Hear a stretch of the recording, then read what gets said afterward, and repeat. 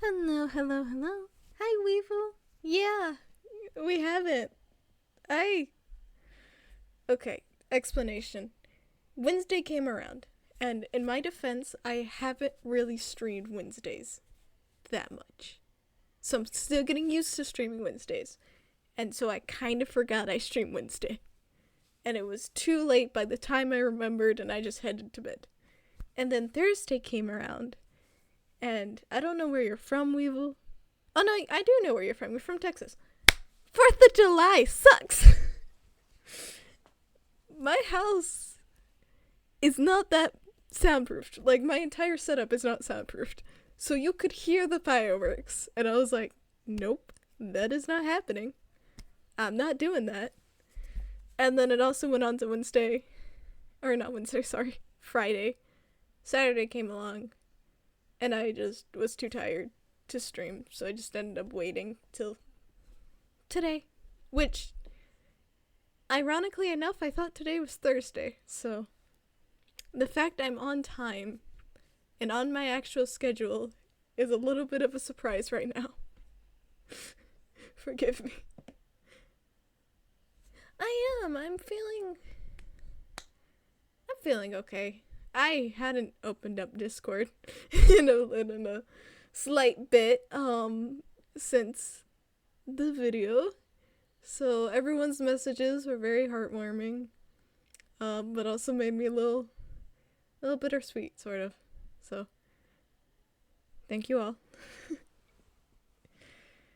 Oh, that's yeah. But hey, I'm being productive. I've made a bunch of videos. Yeah.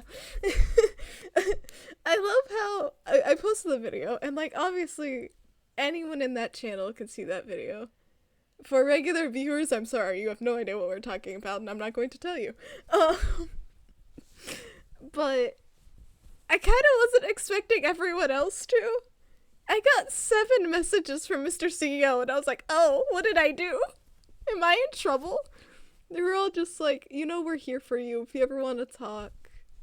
We got your back. I was like, oh, thank you. I thought I was in trouble, though. I kind of wasn't expecting all of you to view it for some reason. I'm not the brightest, okay? What else has been going on? I got the new phone! I feel like I've said that.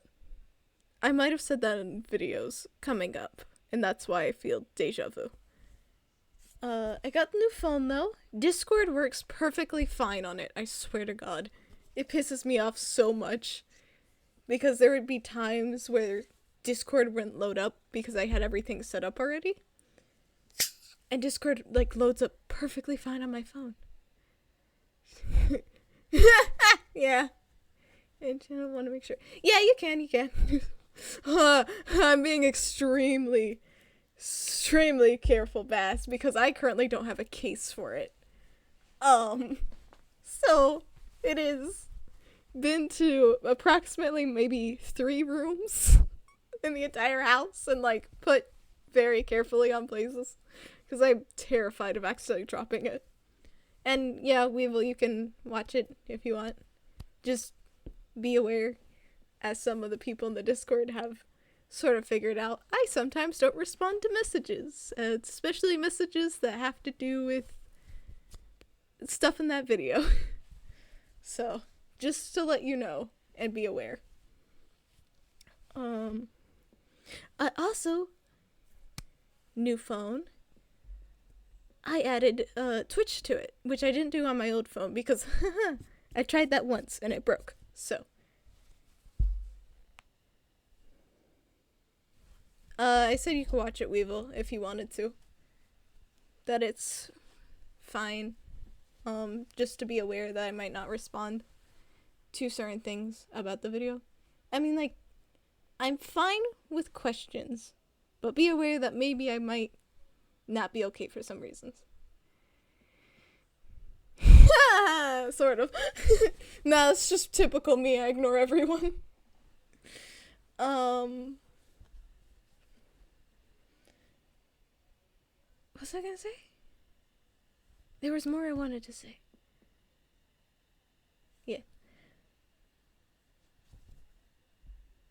I got Twitch, and I'm trying to think what else has been going on. I know that not today. No, maybe today.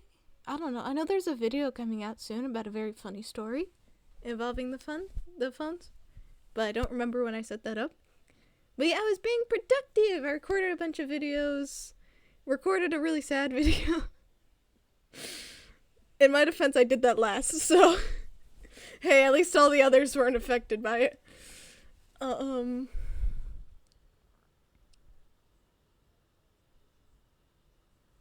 watched a bunch of things. Found a new YouTuber I like because he tortures his friends and chat.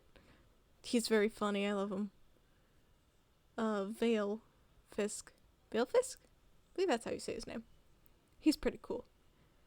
I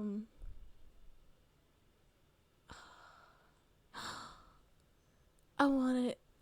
So I'm debating. Because there's, like, media stuff that I kind of want to talk about. Not in, like, a professional, let me do essay thing. Though I do want to do that. And still in the process of making a script and all that. But just as, like, a, hey, this is my thoughts on this thing. That's pretty cool, Bess. That's pretty cool. But just like a, hey, this is a thing I watched and this is what I want to talk about thing. 'Cause, like, I have my gripes. 'Cause, like, one of the things I want to do is I kind of want to talk about Hazbin Hotel. Which is like, Sky, that's really mainstream. Yeah, I know. But I was there when the pilot dropped, okay? Forgive me for being really excited about the show, and then we got the show. But I kind of don't want to talk about everyone's issues with the shows or everyone's praises of the shows. I want to talk about one specific thing that pissed me off so much from a writer's point of view. Vivian, your ideas are amazing. I want to let you know, your ideas are okay. Your designs are okay. You're a very talented animator. But I have gripes with you on this one issue. And I think people gloss over it so much when they're critiquing it because it's like, Lucifer's awesome. Why would anyone have issues with Lucifer? I have issues with Lucifer. Do I think Lucifer's personality is amazing? Yes. Do I think his voice actor did an amazing job? Yes. Do I think Lucifer fits in terms of the story and the world building Vivian has made? No. You cannot tell me Hazbin Hotel and Hell of a Boss are in the same universe, have a whole hierarchy, and then tell me, oh, but it's hell, so nobody respects Lucifer.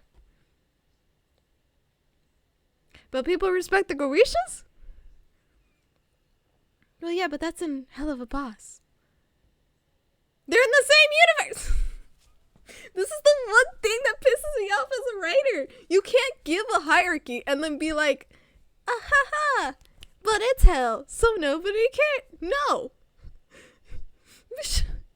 People can't respect the overlords if you yourself don't respect them. And people do respect the overlords, so why won't they respect Lucifer? And then I know people's excuse to that. It's a really strange show. It really is. People's excuse to it, though, is like, oh, but Lucifer hasn't been ruling. It's been Lilith. It's been 7 years, canonically, in the show. Since Lilith just up and left. So, if Lucifer's the ruler, hell should be in shambles. But it's not. There's still clear order. There's still clear overlords are respected and seen as overlords. So I don't understand. Oh, but Hell of a Boss is very good. Recently I don't like me because it feels like a bad goodbye. Oh, yes. Oh, Hell of a Boss. Hell of a Boss is really good. Hazbin Hotel. That's fair. Hazbin Hotel has a ton of issues, which hurts me. But Hell of a Boss is I did watch the newest episode. I'm like so conflicted on them because I'm like, on one hand I'm like, oh, my babies, no. On the other hand, I'm like, this is good for them. They need time away from each other. They are toxic as hell. Blitz has just been using people. And people respect the overlords is because visions of hell. By default due to being pride, or did they change it? No, he is the ruler of the pride ring. They did not change that. He is, like, the one who created it all. They made Lucifer the fallen angel. And they made him very nice, and that's fine. They made him funny. He has the funniest line ever. Yeah, he's personality-wise, he would be fine if he acted like that around his daughter. If it was just around Charlie, that he was this goofy guy, I would be okay with that. But we have freaking a sinner, Alistair, straight up curse at the Lord of Darkness, essentially, and get away with it. Oh yeah, giant nerd. He has a line of, my daughter called me today. Take that, depression. And it's funny, but it hurts my soul as a writer's point of view, because by making Lucifer this goofy guy to literally everyone in hell, you have ruined your main thing that you have been hyping up. Because Lucifer, to the fans. Oh yeah. It was basically to the fans very hyped up that Lucifer was big and scary. And same thing with Lilith, and I'm scared she's going to go down the same direction of, haha. The thing I think I hate most about the show is that they try to subvert tropes way too often.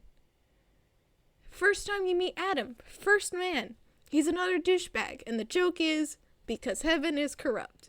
And it's like, that's great. Why, though? Don't get me wrong. Hell is forever. Banger song. Honestly, all the songs are banger, but that's less Vivian and more, hey, guy, one half of the Living Tombstone made those songs. No wonder it sounds a banger and awesome. Like, dude. But it just... Adam pisses me off. Lucifer pisses me off from story point. There are certain things that could have been done better about other characters. And also, funniest thing of, yeah, Helluva Boss is more focused on the male characters. Okay, that's fine. We just wish there was more female character development. Oh, well, Hazbin Hotel will focus on that. Hazbin Hotel does not focus on that. And in fact, the boys have better stories than the girls do. And it's like, Vivian, you had one job. And by the way, this wasn't something the fans speculated. She fully said this. Quote by quote, she said this. And we're like, Vivian, one job here. Vivian is incredibly talented, but somebody needs to stop her at some point. Somebody needs to make her take a writing class, because it feels like most of her ideas are, I thought this thing would be cool, and then I did it. And I didn't have any regards to the story. And I'm sorry, I have been ranting about this for a good 15 minutes, but still. But Helluva Boss is good. I like Helluva Boss.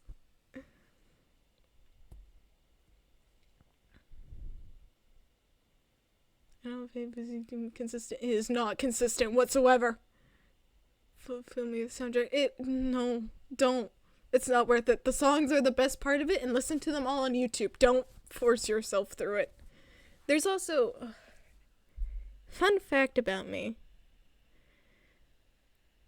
I have trouble with small patterns and when things look the same. For example, in a game I was playing, there's a dress and it has little white polka dots because it was based off of Minnie Mouse.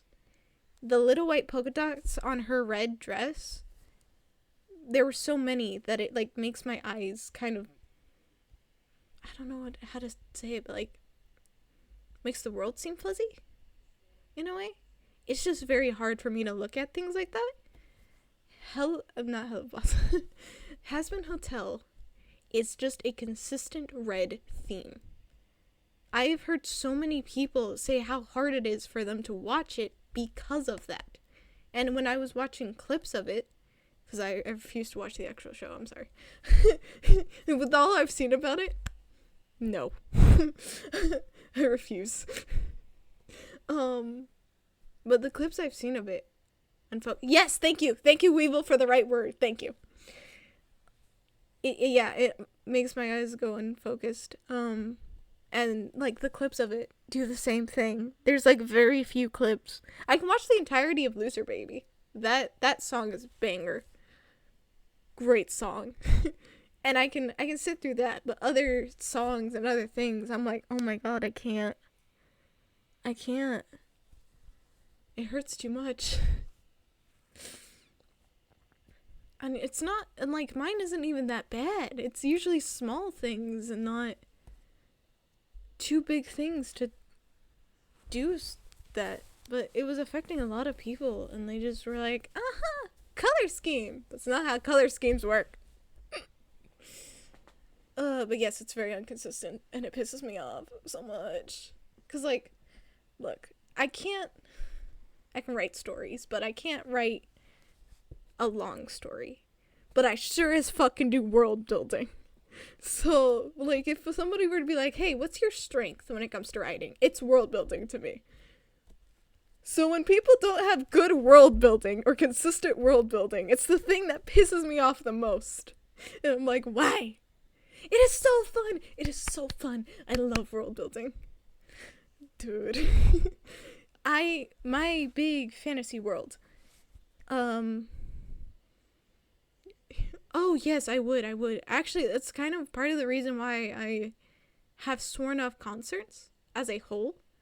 Because I worried that the sound, because I'm sensitive to sounds. Fun fact, it's in a lot of my videos. But also the colors as well from the lights. I was worried about. What, for about 2 years? Oh, that sounds so fun. I love D&D Weevil, and also Dino has a whole campaign. Please check it out.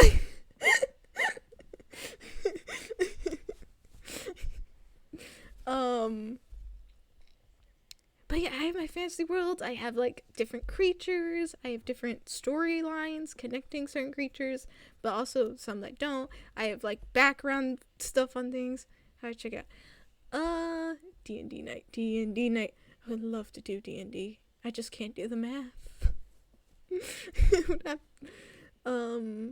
It's in the Discord, but I don't remember which one, and I don't know if I have it set up where the stars can see past messages on the channel that it's in. Helltaker's Sensor, really? Yes, yeah.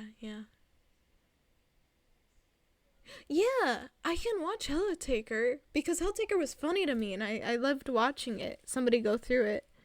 And I could see that. And yeah, the textures breaking it up works well. I mean, I do the same thing when creating character on like this dress up app I have. I will use textures to break up stuff. Reminder to end the newest session while stream. Hey, glad I could help.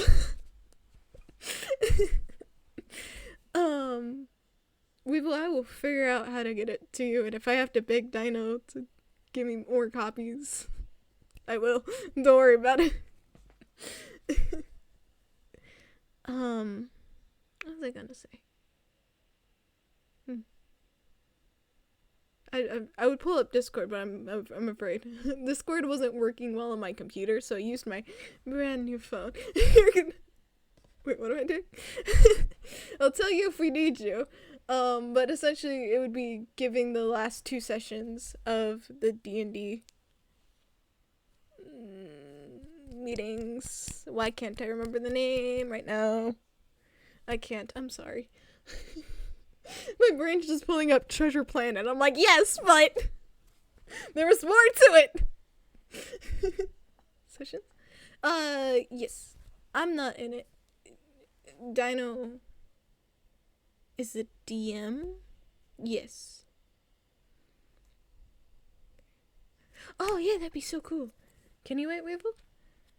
Yeah, I got it right. Look, my memory's shit, okay? And I also forgot to take my meds, so it's even more shit right now. Okay, that's good, that's good. Happy to corrupt someone else.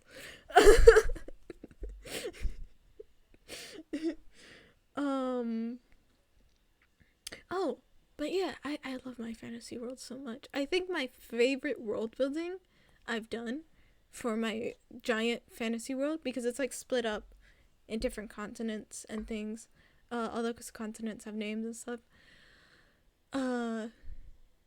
Being corrupt. Yes, you're being corrupted into the Dino gives Sky all his reading material. I've had Dino give me so many things to read, from card games to D&D sessions to full-blown stories. Amazing stories.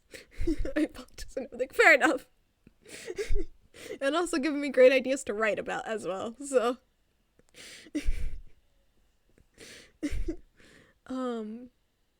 But my favorite world building is the Witch Wars, which it has an actual name. I just don't remember how to pronounce the name. I can think of the spelling, but can't pronounce it. So, but it's my favorite build. It's my favorite bit of world building I've done, because it's like, oh, you have all these you got angels, you got demons, you got humanoids with powers, you got humanoids with no powers, you got shapeshifters. So what powers could a witch have that wouldn't be outdone by others? Wouldn't everyone else seem overpowered compared to a witch? So I made it to where witches have specific powers they can look into, specific things they can do, but also that they're seen as lesser for the fact they have to use magical artifacts, wands, spellbooks, and the like to use things, because it's canonical to the world that humanoids as a whole are very discriminated against within the world. And so the Witch Wars was this giant war between the witches and a certain council of that continent that absolutely refused to acknowledge witches as even being people. And the war lasted quite a long time. Lots of witches' lives were lost. Lots of other people's lives were lost. But it finally got to resolve. Peaceful case. But, it's still not, like, fully over. There's still discrimination. So they have, like, separate places for them. One of the best examples is the Hollow, that barely lets anyone that isn't a witch in. Damn, so talented. But also, there's this one witch in which her specific backstory involves going through that, but going through the war as a child. And as she grew up, she learned quite a bit that she didn't want to learn. And they go on to, she's a closeted, non-binary person. So she starts as a she, but later turns into a they. So I just use she and they interchangeably for them. But they go through a lot, and one of my, like, favorite little short stories I wrote about her is these two witches that are sort of new. It's cool. Is that these two witches, very new witches, like, very stubborn as well. They were twins, and they sort of like, oh yeah, we're protesting. What are you protesting against? Well, the fact that the friggin' Christina wouldn't let you be on the council, and we want to know why. We think you'd be great. You practically know everyone here. You get along with other people. You get along with other creatures, you know? You'd be great on the council. They might actually listen to you over Christina. And at first, our lovely V is like, oh, thank you, but also I asked her to never recommend me for the council because I know what it can do. And so going through her story, you realize that her parents fought in this war and that her mom actually ended up gaining a place on the council, but that it wore her down so much due to discrimination. And yeah, so that's my favorite bit of world building, because I was like, I built an entire magic system and war for these guys. I don't have like an official book. I just write short stories about them occasionally. And I have it separated by like towns and countries.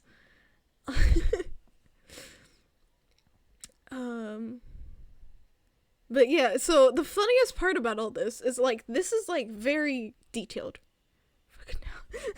I can't sit that long and I can't focus that long on one thing. I would if I could.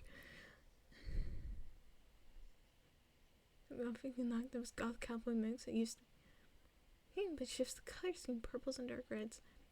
Raven. Ooh. Oh boy, does it have belts. But sounds cool though. Like goth cowboy mix is very cool.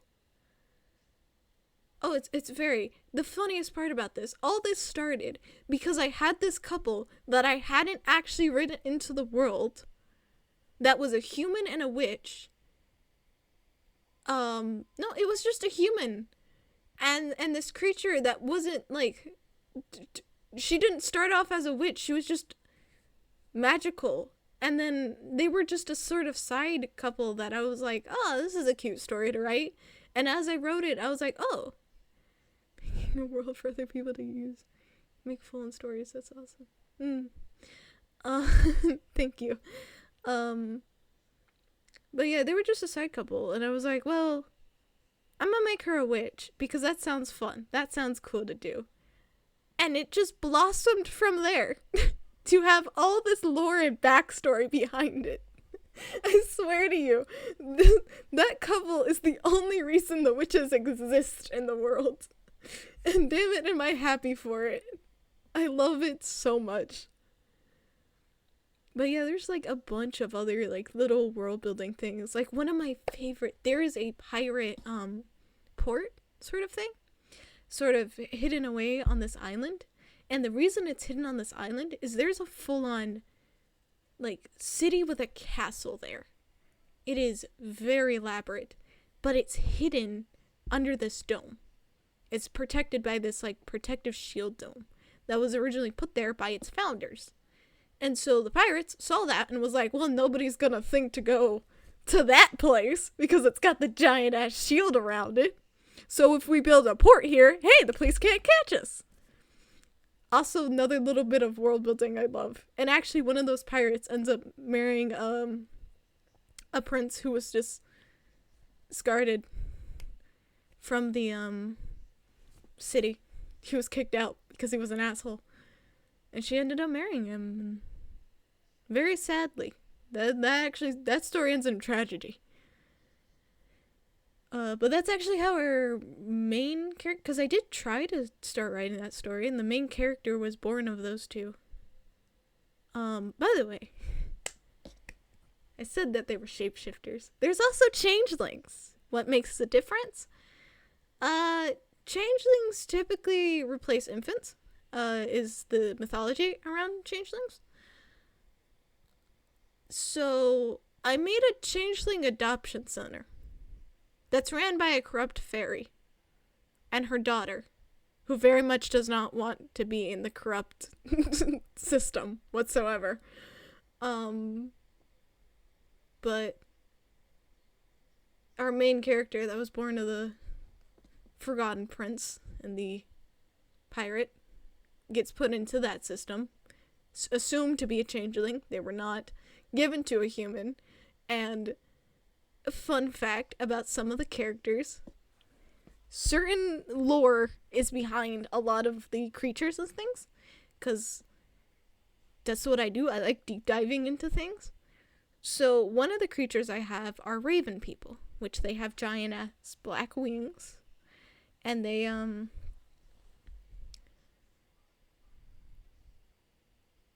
make eggs. And this is important because our main character essentially is like, hey, I'm a girl and I'm like 16 and nothing's happened. I'm confused. And then they started to grow wings in about 3 weeks, because fun fact, it takes 3 weeks for wings to grow. fun things you learn. So that's actually how the whole main plot starts off, is like, well, shit. I now got wings. Well, this isn't good.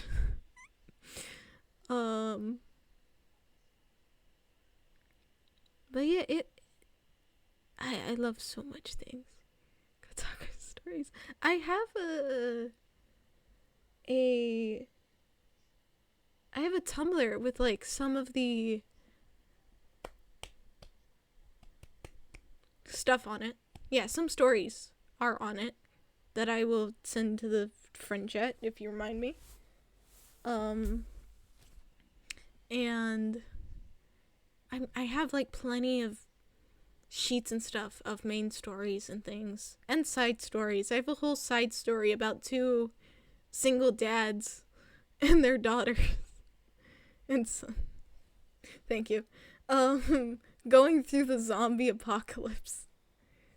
Truthfully, both single dads did not choose this life. One dad, he gained his daughter before the apocalypse. She just was left on his doorstep, and he was like, well, shit, I guess she's mine now.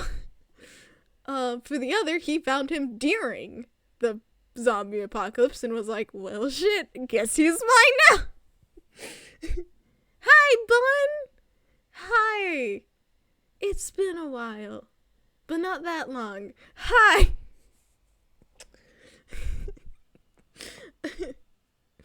I'm good. I am good. A lot. I am off my medication. It's cool if I share some things that makes me make this pretty. Absolutely. That's why we have the Stars of Hobby channel. It's to share things you're interested about, and things that are cool, things that are you made. Because, like, honestly, people are so talented. I have utmost respect for so many people of so many different, like, persuasions. Like, one of the things that always gets me is, like, sewing. This guy, right? But this could have different sections of the game. See where the K is, like, it's so true. Things wasn't cool. I would have lost my. Yes, you would have, for sure. Thank you, Diana, for all you give me. You made us all written down. It's not like you post pics, so. True, but I mean, I don't know if it's because I'm admin. I know I can post pics. I don't know if others can. I'd have to check that. I thought you guys could. I don't know what settings I have, people. Is it obvious? I can't write to say my lyrics at the worst. True. Oh, I found.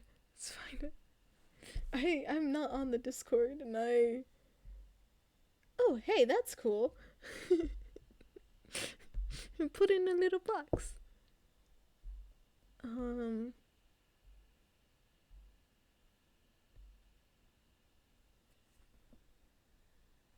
I found a thing. Not of my fantasy world, but of a. I mean, I have another take pics. Oh, okay, that makes sense. That makes sense.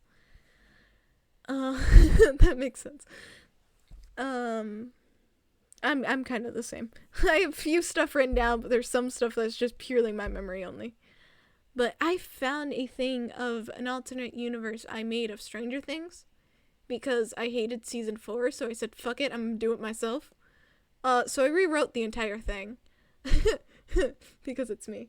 But I actually made a Corroded Coffin be a consistent band, and I actually wrote down lyrics to some of their songs. Also, I make William Byers, my baby, my poor traumatized baby. He grows up to be a rock star. Stranger Sky. kind of. I did like a whole bunch of changes to it. For a good reason. He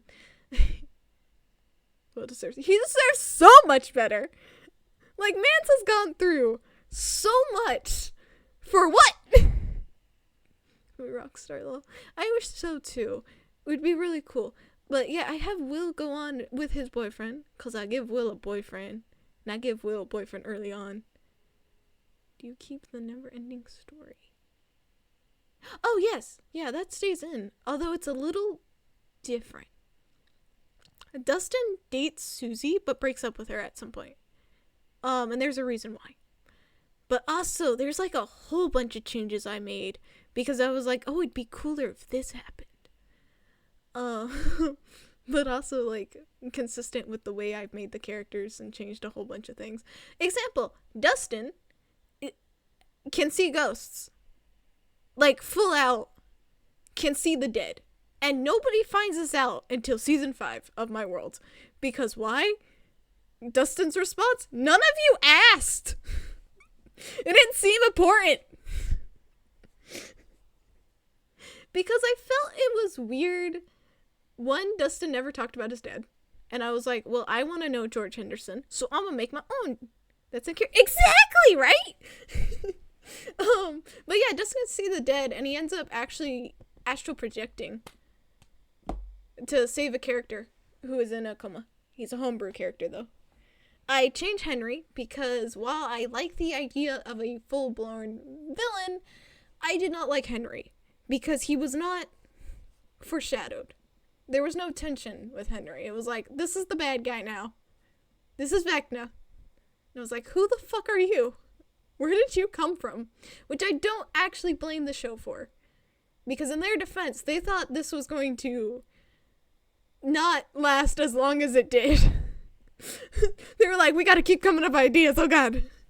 So, Steve actually is in danger at one point. Steve almost loses a homebrew character, who is also the character Dustin tries to save. This homebrew character becomes Steve's son. So Steve's a wreck because his son is in a coma. So there's a lot that happens. Feel that almost all of it was exactly. It was like, what the fuck? I changed so much about it.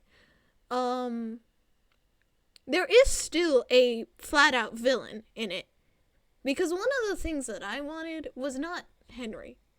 I wanted it to be someone who didn't have powers, who was mad. So I made it Henry's sister. Because we don't get to know anything about her.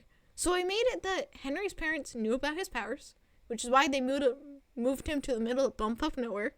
Because they were like, hey, we need to hide our kid, because our kid could be taken away from us. Exactly! She is so, like, unimportant that I was like, fuck that.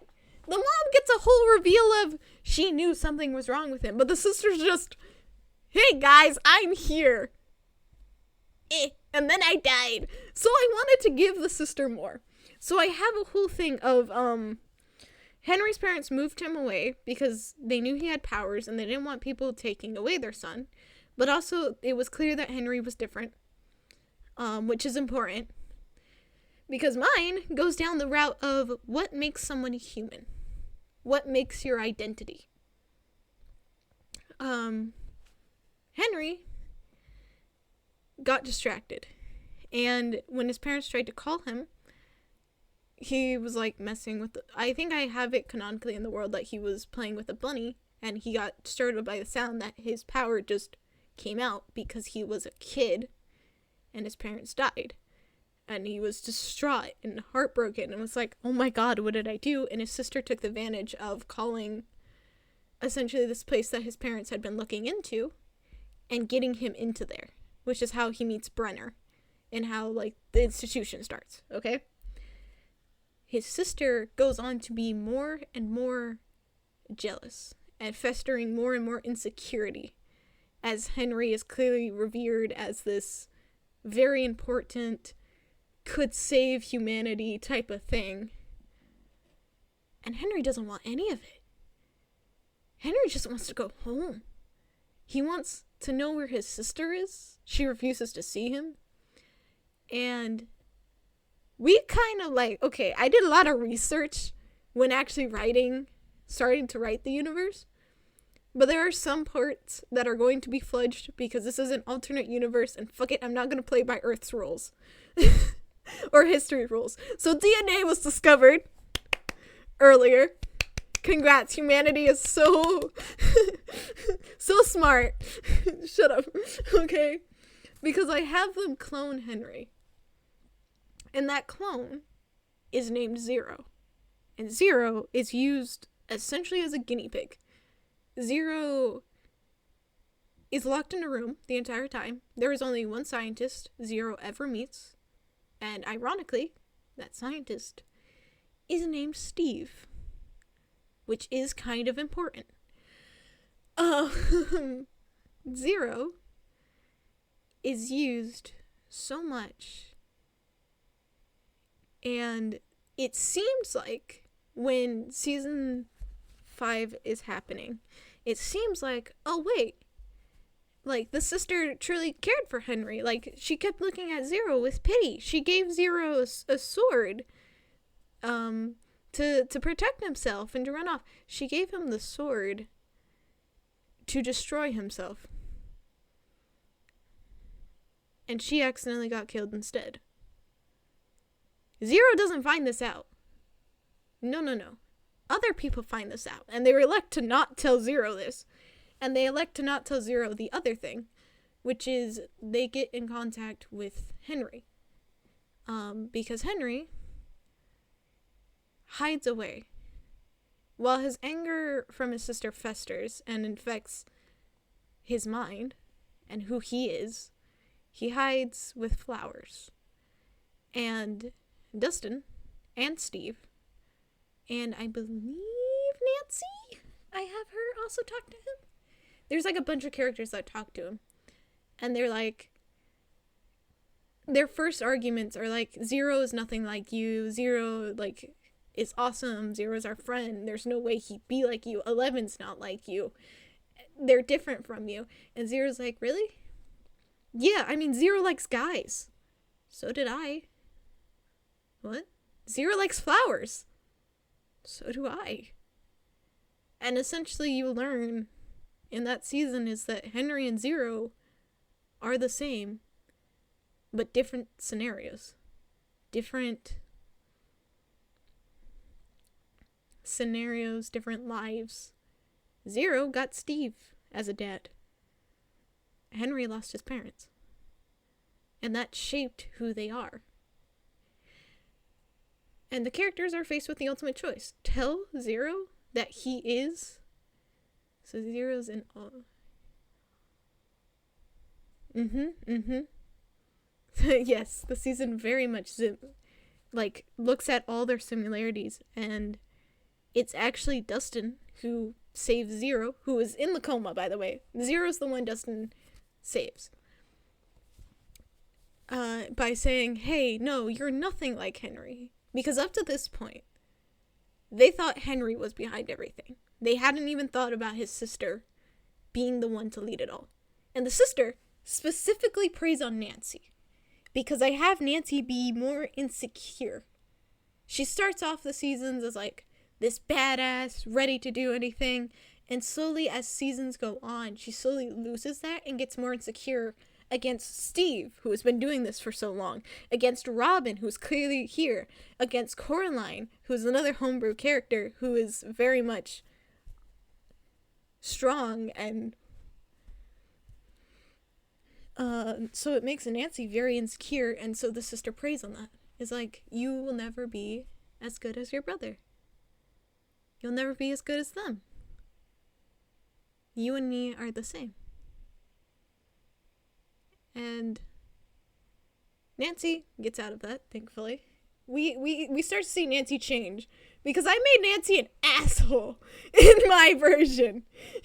But an unintentioned asshole.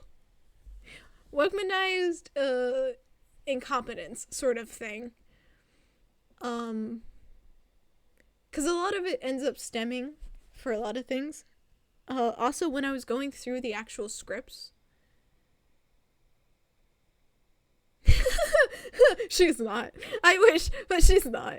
She's like a redhead with freckles. She's actually Vicky's sister, older sister, who, out of everyone, she makes my heart break for the story I gave. I mean, Zero makes my heart break for reasons, but Coraline, her story is that she got to the age of 10, and by 10, a girl kissed her. And she started to realize she liked women. And she told her little sister this, being the dumbass 10-year-old she was. And she went to her parents, which her little sister... Yeah, I would believe that too, honestly. That is absolutely fair. But Vicky tells their parents that, hey, this is what my sister said to me. And the parents disown her. Right there. The 10-year-old child. And tell her to get out. And she does. And she sits on the side of the road. And these two twins with ruffled black curly hair, Eddie and Josephine. Well, Jolene is her name. Nickname. Because Eddie, I make his actual name Edward, but everyone calls him Eddie. Josephine, but everyone calls her Jolene, or Joe for short. Because Wayne canonically likes country music and Dolly Parton. So yes, Josephine got nicknamed Jolene. Okay, I thought it was cute. But yeah, so Josephine and Edward find Coraline and just are like, hey, it's a kid! It's a crying kid! She's ours now! Essentially kidnap her, bring her to Wayne, who was like, where did you two find a child? And they're like, can we keep her? No! I've got to take her back to her parents. And Coraline opens up to him and is like, I like girls, and my parents don't like that. And if you don't like that, sir, please tell me to get out now.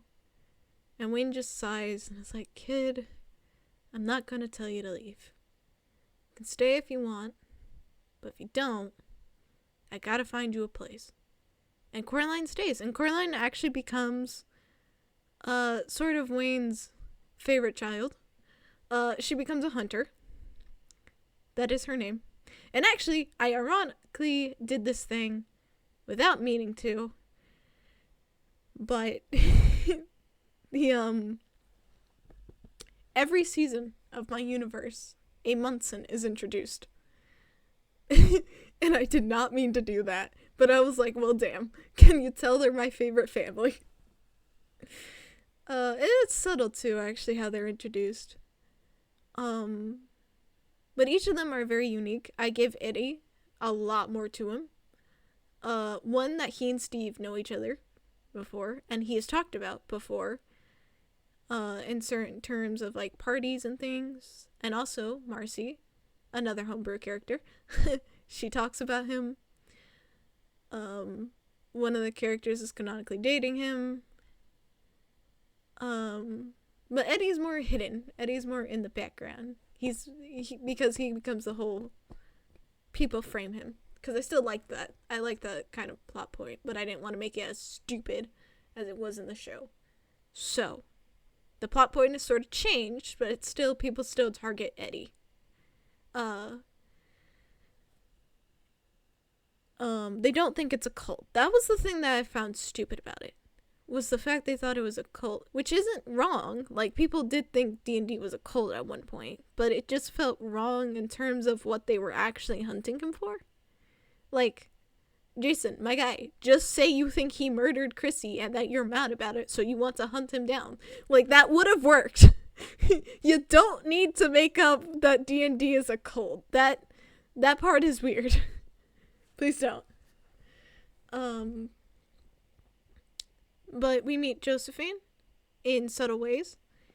Actually, I have Josephine and Max get along not well, but they are the ones that have the most emotional scenes together. Because I love Max, and I like her emotional scenes, but I also wanted to give her someone to bounce off of. So I give her Josephine, and it might be like, Jolene here. Exactly. It was like fitting, but also, did it need to be there? No, then don't add it. But Jolene and Max end up talking about Billy, and Max has a place to talk about Billy, and actually what happens is Max meets Josephine, and Josephine's like, hey, I'm going to help because I don't want my brother to be killed. I care a lot about my brother. And as they're like going through like hell, she slowly realizes, hey, Jolene? Yeah? Isn't that Billy's coat? Oh. I forgot I even had this still. What were you to my brother? And so I wanted to give Max not just her bad memories. I'm not forgiving Billy, by the way. This is not what happens. What happens is letting go. Because Jolene fully is like, we did not get together for good reasons. We both had daddy issues, and we said, yep, fuck it, that's why. No, they like literally start dating after Josephine beats up a guy, so it's not good. But she also admits like good moments with him, but also admits that there were bad moments, and that you can have both, and you don't have to forgive that person for what they do. You can still continue on. You don't have to think of them as good. Because that's just life. Because, like, I understood Max's guilt, but I worry for it. I worry for it a lot. So I wanted to give a more realistic, hey, you don't have to forgive anyone. You just keep going. Whether they were good or bad is up to you. So yeah, that's what Josephine does. She's introduced along with Billy. Because he's surprisingly loyal to her. Trust me, a lot of characters comment on this and are like, why? Why though? They're like, well, I don't know. Also, season 4, we get the most funniest interaction of Eddie being like, oh, I don't hate you, Steve. I just dislike what you did to my brother. You broke his heart after all. Your brother? Did I know him? Do I know him? Well, yeah, you two were close at one point, and then you just stopped talking to him. And you had your reasons, but it still hurt him, you know? Oh, I'd like to apologize to your brother, then. Yeah, I guess. Oh, Steve, this is, my brother. Thomas Munson. Tommy? Hi, Steve. Do I give Tommy Hagen a redemption arc? Hell yeah! Does Tommy Hagen become a Munson? Yes. A lot happens to Tommy in the time of Stranger Things. And Coraline, for that matter. It is very funny because Steve becomes friends with all the Munsons without realizing it. And then when he finally realizes it, it's like, well, and now I'm dating their sister, so fair enough. Because yes, actually Josephine and Steve are endgame. And it's very cute because I don't like Steve and Nancy together. I'm sorry. I hate it. I hate it a lot. I'm sorry, Stancy shippers. It's just, there's too much that has happened for me to be okay. She called him bullshit and still hasn't apologized for it, okay? I don't like her with Steve. She gets mad at Jonathan. I kid you not. This is an actual scene that I forgot about until I was writing down the universe. She gets mad at Jonathan for not making a move on her. And Jonathan's like, you're with Steve? But yeah, before I got with him. My brother went missing and my mom nearly went insane. Like, what did you want, Nancy? What did you want the guy to do? Forget his family? Like, what the hell? Yeah, I don't like Nancy with any guy. Which is just a me thing. Back for two timing with Steven. Never. Exactly! She fully cheats on Steve! And nobody brings it up! It's like, what?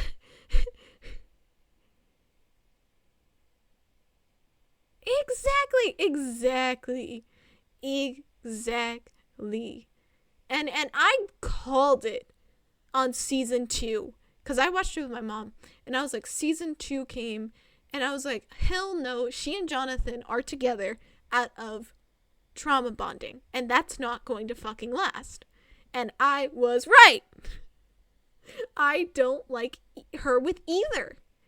And it's like my own personal opinion of how the actress acts. And the script, how it's written. But the way... Who is Nancy's, like, actor? I believe her name is Natalie. I don't remember. But she, there were certain scenes that were supposed to be written as, oh, she's being bashful. Oh, she likes him, but she doesn't want other people to know. That did not come off as that to me. For example, there's a scene of where Barb teases her for having a new bra, and she just immediately is like, shut up. And like, so long, it was nice to bump into you again. Have a good night, Sky and chat. Have a good night, Bon. We'll be good. Probably will yap more. Don't even worry about it.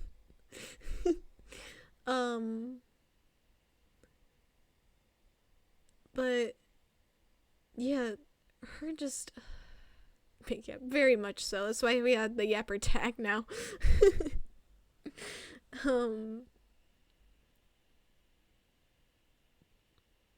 But yeah, her just like immediate shutdown of like the teasing.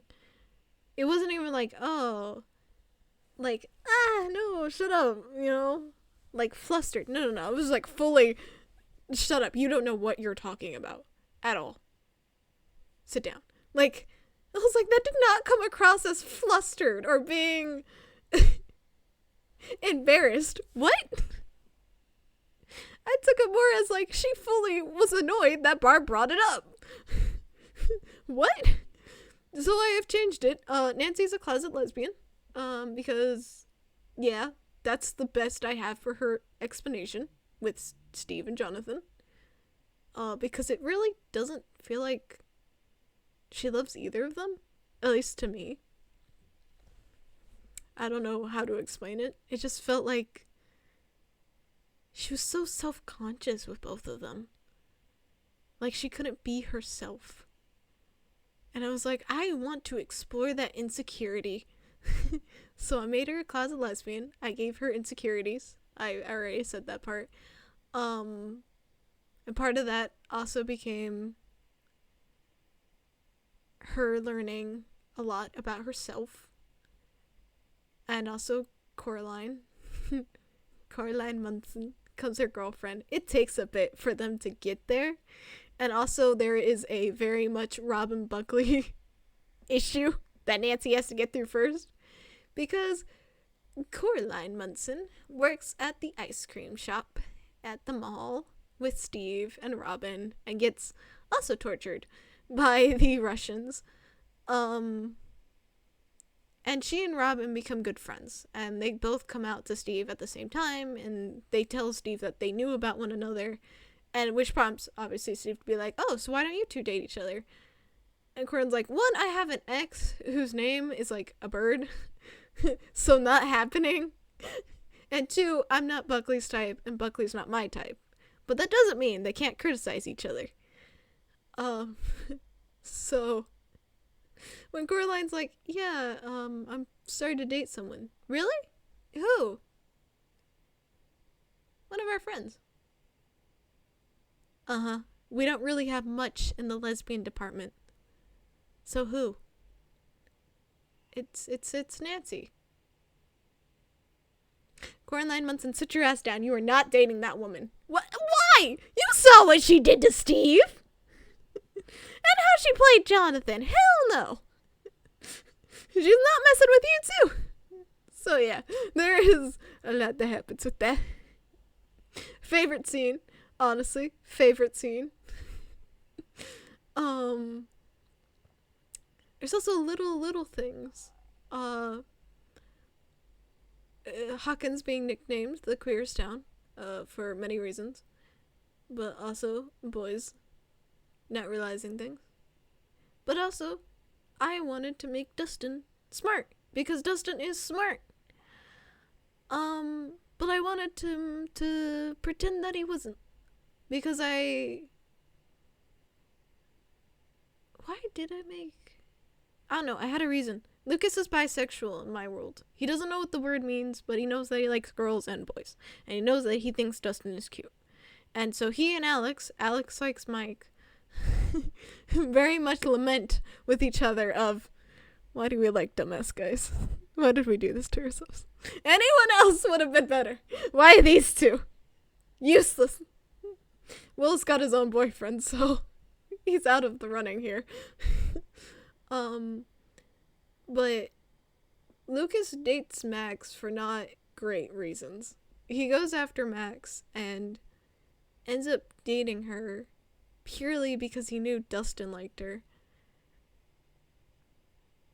Because he's a stupid guy. But by the end of season 5, and like everything is resolved, it's oh yeah, no, this is in season 6, yeah, because season 6 is like the resolve of everything. So season 6 happens and everything is solved, everything's good, and Dustin and Lucas are on the porch, and Dustin's like, I'm sorry. What for?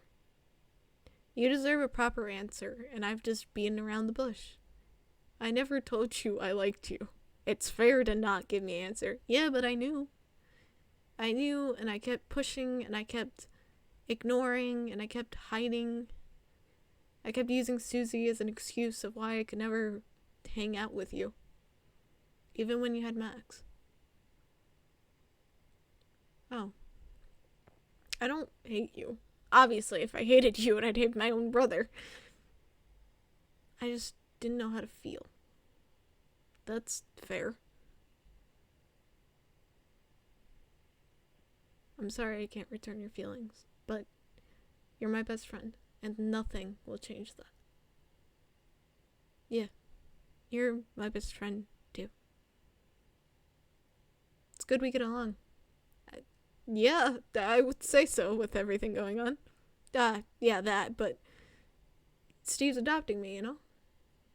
Because of what happened with your mom? Yeah, but, it's like Zero always says.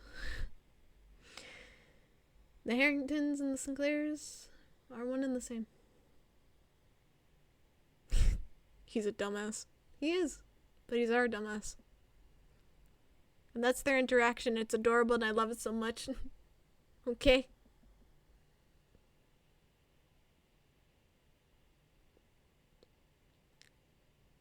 It is so cute. I love it so much, man. It's such a heartwarming scene because it, like, a lot of the couples end up getting together, but I also wanted to give variety. Alex and Alex and Mike don't get together until like way later on. Because Mike has to find himself. Actually, all the Wheelers have to find themselves, honestly. Except for Holly. Holly's good. And Ted. Ted's just a dumbass. But Will and Kai are like childhood friends to immediate lovers. Kai is Zero, by the way. Because he couldn't be just called Zero Harrington. No. He was given a name, and his name is Kai. And that name was given by Will because of Cass. Because that's actually how the story idea came to my head, was like people's ideas of, well, what if Eddie was Cass, became Cass? What if Will became Cass? And I was like, what if Cass was just his own damn person? But like, off of Henry. And so Zero was born. And Will names him Cass because Cass betrays Vecna. And I thought it'd be cool. Vecna and Cass are one and the same. And also the whole sword thing was a reference to it. But yeah, they're very much they're adorable. They get together very quickly. I love Steve too, because it was like, you've gained a son. Oh cool, you lost your girlfriend. Oh well, that's kind of sad, but that's fine. I have my son. Your son likes men. Well, I better get used to the gays real quick. And then it went on to have 2 lesbian best friends. I think there's very much a joke within the writings of like, so Steve's just a queer magnet, right? Like, all of them just come to him. There's also more platonic loves than you'd think. Jonathan, he gets a girlfriend, that's not Nancy, later on.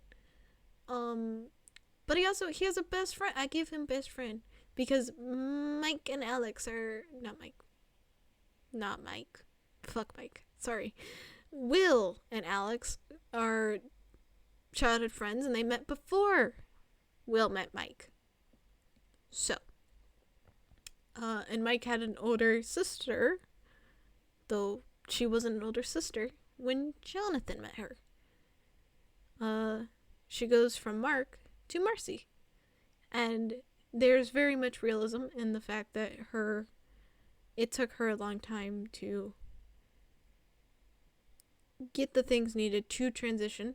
1. 2, her clothing having to be a specific way, and women's clothing as a whole. Jonathan bought it. She very much gets discriminated against. But she stops giving a fuck about it. And honestly, it goes away after a bit. Not entirely, it's still there. She doesn't trust the police. And Jim Hopper is the bane of her existence. But other characters don't know, because either they just don't care about her, or they're just told rumors. And Steve was one of those, of like, he was told rumors, but in his change for his son, didn't want to believe the rumors anymore and wanted to hear it from their own mouths. And Marcy ends up telling him. Then he's like, okay, you're still a girl. Steve, do you understand what I'm saying? Yes, I get the concept, but you're still Marcy. And this makes her feel a whole lot better, because I changed it to where Nancy doesn't go to the Halloween party with Steve. She goes with Marcy, because Steve is busy with his son, and Jonathan is busy doing his own thing. And so Marcy is stuck with Nancy, and Nancy tells Marcy that she's bullshit. But I changed it to where it's not just like, oh, this relationship is bullshit. It's, I believe the exact line I have is, you and me, we're both bullshit, aren't we, Mark? And Marcy, like, tells someone to call Jonathan to take her home, grabs a 6-pack of beers, and just walks. And gets drunk as hell. Which is ironically where she meets Argyle. Which might be like, what? Argyle's in California. Yes, he is. But I wanted to give a foreshadowing of him beforehand. So they actually meet here, and I made it where Argyle is friends with Billy. And so Argyle's there trying to find Billy, but he can't find Billy because Billy doesn't want to see him. Poor Argyle. And he meets Marcy, and they have a little conversation, and Marcy's just like, fuck the world, man. Do your own thing. And she gives him a cigarette that she had in her pocket. She doesn't even, she does smoke, but she just had one lone cigarette for some reason. And she gives it to him, and he's like, what am I supposed to do with this? And she leaves, and Steve picks her up, and she tells him, hey, this is who I am. And Steve's like, yeah, that's cool. So, that's Marcy. Marcy's cool too. Marcy's my favorite because all the kids don't know about the trans thing. So all the kids just see Marcy as cool as fuck. Also, Marcy fights with fists. Ah, you mean like she got jumped in? No. She goes in to fight the demon.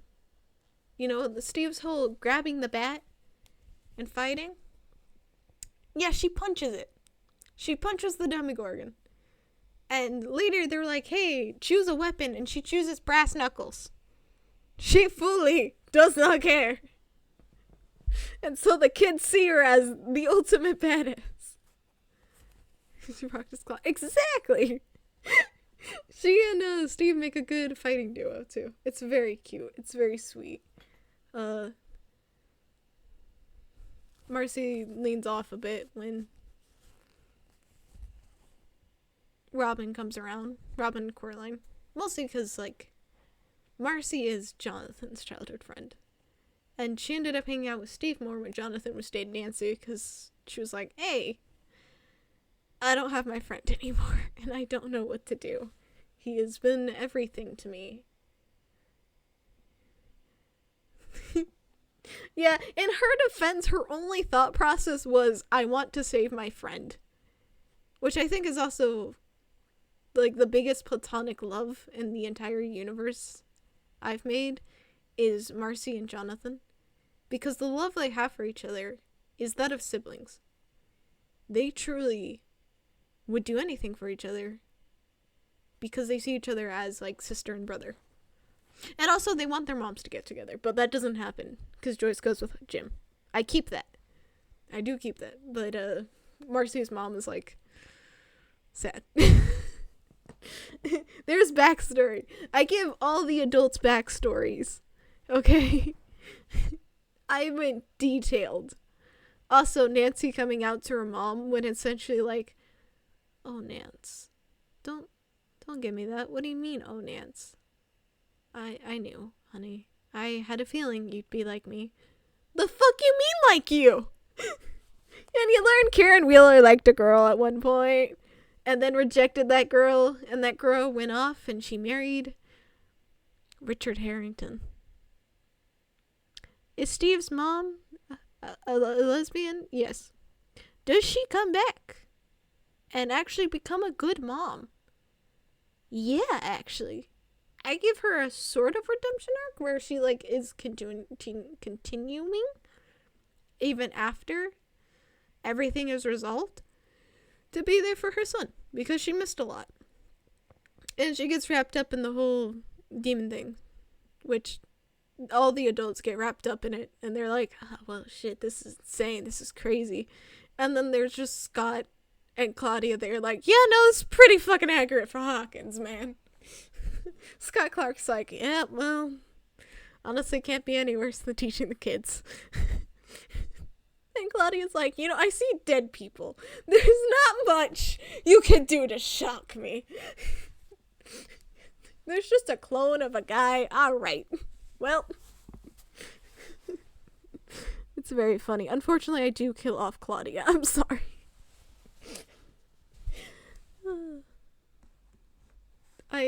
This is not a just chatting stream. I wish to say. This is an actual stream that has been going on for an hour and 15 minutes of me purely talking. There's a game we're supposed to be playing.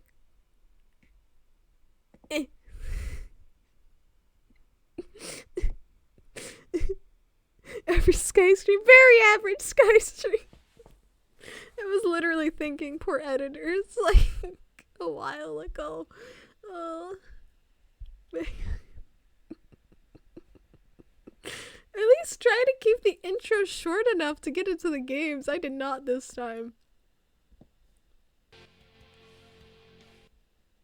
This is happening. This really is. This is called Sky is off his meds, honestly. I meant to take my thing, but I was so exhausted yesterday. which is so funny because I was very sad and mad at myself when I woke up because I was like, damn it, I forgot to stream.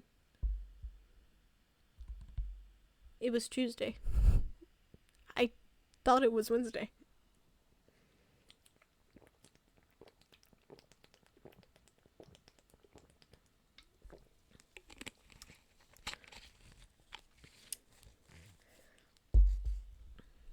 Anyway, after drinking water because it is excruciatingly hot.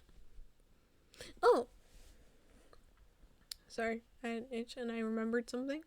I have a bug bite in my knee. Or not like in my knee, but like, you know, the underside of your knee where it bends, your leg bends. Yeah, I have a bug bite in that crevice and I'm like, what, how, when, the hell? It's annoying the hell out of me to keep myself from picking at it. Just random facts, honestly. What was that squeal? Okay, shut up. Okay, I'll get to the game now. I say.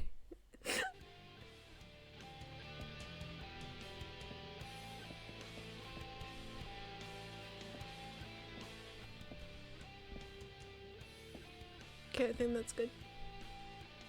Yeah. Load.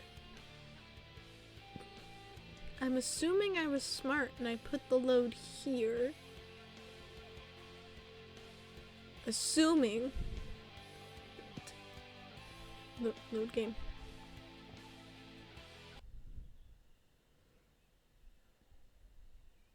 Okay, well. I don't remember much of where we were last, so I'm just gonna read and hope it goes well. I remember the existential crisis that happened. I don't think it's fully gone, but at least think it's less existential now. You know, it's curious how the simplest of human still she should be fine. Yeah, because when like we were doing this, it's still day one based on the load thing. And I was gonna play through the entirety of day one, but then I got too sleepy, so I ended up having to pause. Oh.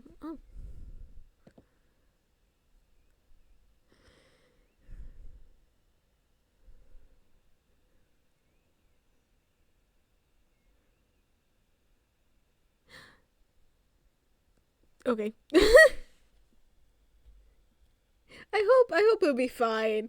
I know what girl I want to pursue, and I count that better than anything else, okay?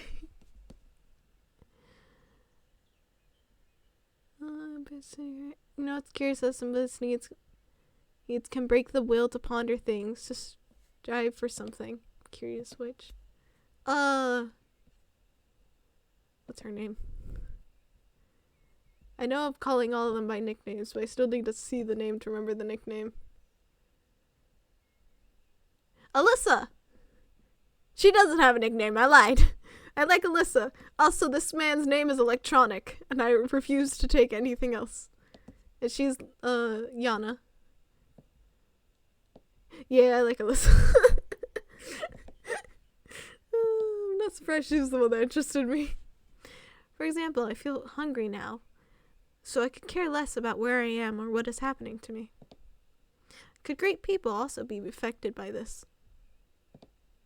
And in that case, how does Spartacus start the slave uprising in the ancient times? And we're back to being existential. Hold on. I can only conclude that I am not a great person, and it doesn't really matter which mechanism I save as a gear in, the society, the matrix, or a weird pioneer camp. I'm sorry, my brain immediately went, which one you picking, boys? The society, the matrix, or the weird pioneer camp? Honestly, personally, I'm taking the camp.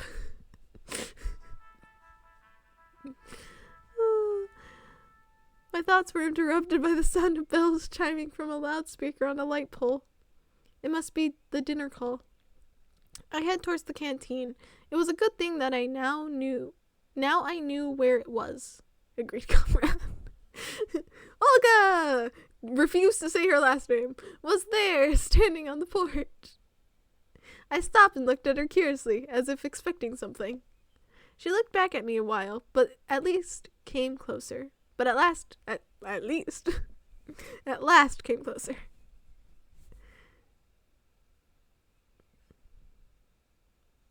What did I name you, my guy? Sem. I think I call you Sem. Sem. What are you waiting for? Come in already. Guess nothing bad can happen if I go with her. Nothing bad has happened yet. My stomach backed me up here. You have two choices. You can either follow her or starve, so. Oh, hello. Oh, it's so diverse. I love it. Oh, that's so cool. Like the hair types. That's so cool.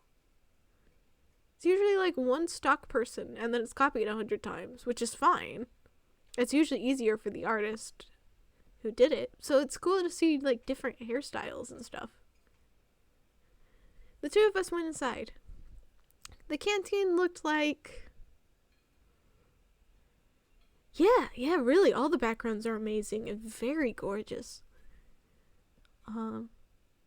Canteen looks like a canteen. Congrats! He has eyes. I'd have a chance to visit a factory canteen at some point in my life. This one was exactly the same, just maybe a bit cleaner and more modern.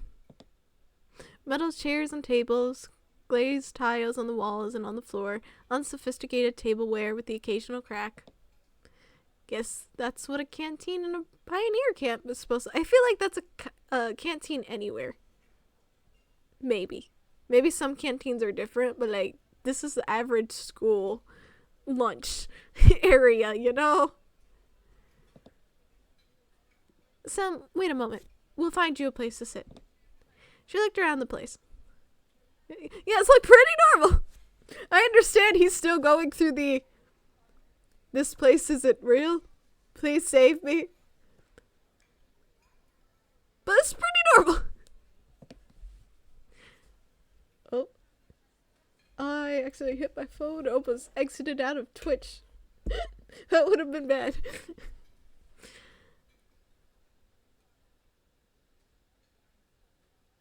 Kea, hold it right there. I'm calling her Kea. Oh! Just call her Alyssa, damn it! Olga shouted at Alyssa, who was passing by. What? What's up with your clothes? Anything wrong with them? I'm not gonna say shit here, okay? I'm one to talk wearing the crop top here. I gotta shut up. Indeed, her attire looked somewhat progress. Shut up, man. Get your uniform nice and neat right now. Alright. Oh, little thingies went down. Okay, you don't have to be in the uniform. Sure, I'm good.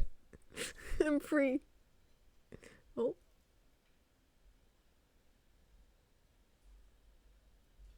I touched her sleeve to wipe something off and like a piece of dirt. I know, it's so cute. I love hair when it... That sounds weird, sorry. I love, like, it... Stuff like that. It's cute little details like that, okay? Alright. Oh. Hi. Alyssa got her shirt right and walked past, shooting an unpleasant glare at me. What did I do? So, where can we find you a place to sit? There weren't a lot of free seats. Go over there, right next to Yana. Yeah, it's fine. The food's already on the table, too. I had no other choice but to accept. Incoming does cutlet and minced meat, fried, baked in the shape of a ball or a cylinder, close to American patties. Compote is a drink made of boiling fresh or dried fruit in a large amount of water. Compete in French. Cool! Of course, there was the probability that the cutlets were poisoned with the curry, the mashed potatoes generally seasoned with arsenic, the glass filled with antifreeze. played it didn't have these trivia pop-ups. That's super cool. Yeah! Yeah, these trivia pop-ups are, like, saving my ass for a lot of things, okay? They're very cool, and I love them very much. But I also like my guy. Look, I take the mashed potatoes even if they were seasoned with arsenic. It's mashed potatoes. I have a fun story about mashed potatoes. But I love how his immediate thought is, it's poison, I'm going to die. But it all looked so tasty that I had no chance to resist. Here we go, oh god. Hi, child. Every time I see her, my first thought is, child. Yana, hey! What do you want? I replied rather rudely to Yana, who was sitting next to me. Why don't you play football with us?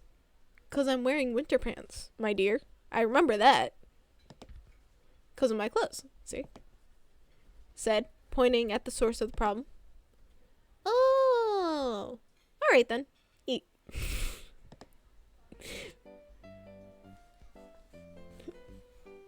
You know, it'd be funny as hell if they put on the happy music and then the next sentence is, and you died. That's something I would do. Absolutely. Everyone in this game except Olga, a hidden character, is roughly around the same age. That would be super funny. It would be hilarious. But that is cool that they're all roughly the same age. The OST is really good as well. However, there wasn't much left to eat. My cutlet was missing from the plate. Only she could have done it. No, more precisely, none but Yana could have done it. Give me back my cutlet. I was fully expecting her to go, okay, and open her mouth. Like, what are you gonna do then? Because that's what I did when me and my brothers, if there was somebody had something else you want, you take it, be like, can't have it if I ate it fast enough. So stupid. And a big family, you snoozy lose. Exactly, thank you, Yana gets me. It can cost you a cutlet if you're careless. Give it back, I'm telling you.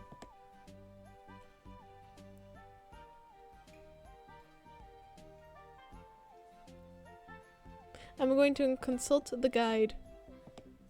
Now, did I look up a guide for this game? Maybe.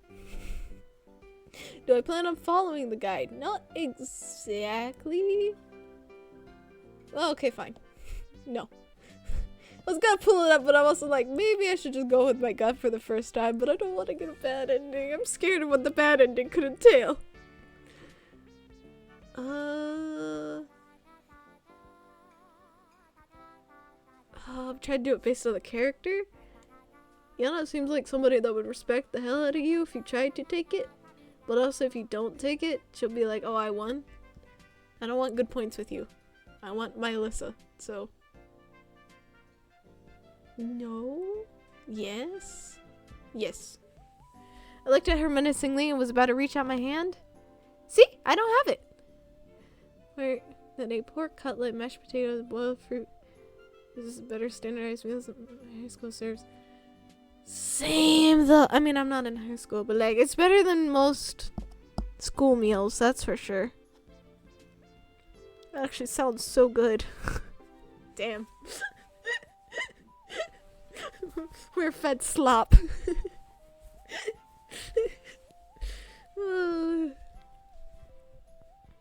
And indeed, Yana's plate was empty. It seemed like this little girl eats as fast as she steals someone's cutlets. Yep.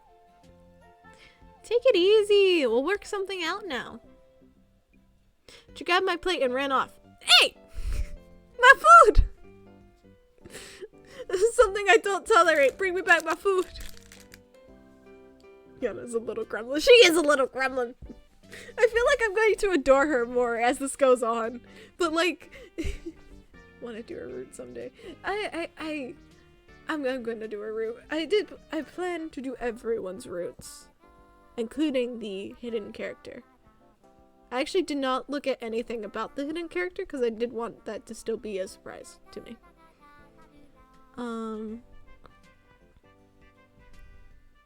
There's no point in following her. If they wanted to poison me here, they would have done it in a much easier way. My guy. My guy. Dino, I wish you were here for the first one, because I was just being the most dramatic little bitch. I'm both going blind because I don't know much about them myself. That's good, that's good. Always excited to go into things blind. But I was... Oh yes, it is coming out tomorrow. No, just chatting stream is coming out tomorrow. Coming out Friday. But yeah, it is. I am so dramatic in it. Because I'm like, motherfucker, if you're gonna be dramatic, you get the dramatic performance, okay? A minute later, Yana returned and handed me a plate with a steaming hot cutlet on it. Did you have mashed potatoes and the fruit as well? If you... Well, okay, the fruit was the drink, so I would assume the drink wasn't on the thing. But the mashed potatoes. So imagine she left, like, the full plate of mashed potatoes. Say dramatic little brat. Oh, he is. Sim is such a brat.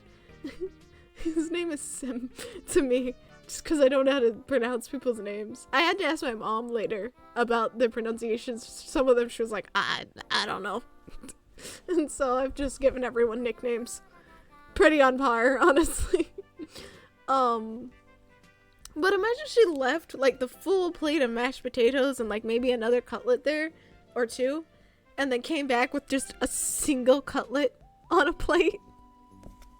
I'd be so mad. I might actually punt a bitch if that was the case. I'm sorry I'm cursing so much. Not like it's that much of a surprise. I don't really control that myself, but I'd be... Don't mess with me with my food, especially mashed potatoes, man. They're my comfort food. Pronunciation guides. Right. Fair enough, fair enough. Yeah, pronunciation guide would have been very... Yana's pretty puntable. Yes, she is! I feel like that's gonna be repeated a lot, is... Let me punt the child. Let me punt the child. Oh no! It's still here. The peas. We had peas? Anyway, I'm happy for the peas. This is so pretty. Look how glossy the table looks. And the spoons. Damn. Oh. Here's one for the starving. Yana. Thanks. Okay. My phone is like going along with the chat but being slow about it. I wanted to see if track down the artisan game, see if they have a Twitter or Insta I can stock. Like, right? It's so pretty. Oh. It's gorgeous. The like outside area where there's the like bus and all, and then like when Mr. Dramatic ass starts to walk out into the thing and it's just fields and trees, it's like so pretty. I wanted it as a background. It's gorgeous. That was all I could say. I was so hungry that my suspicions were gone in a flash. Oh, thank fuck. I picked up the cutlet with my fork and... You little bitch! Why did that make me jump? Dino, did you give me a horror game?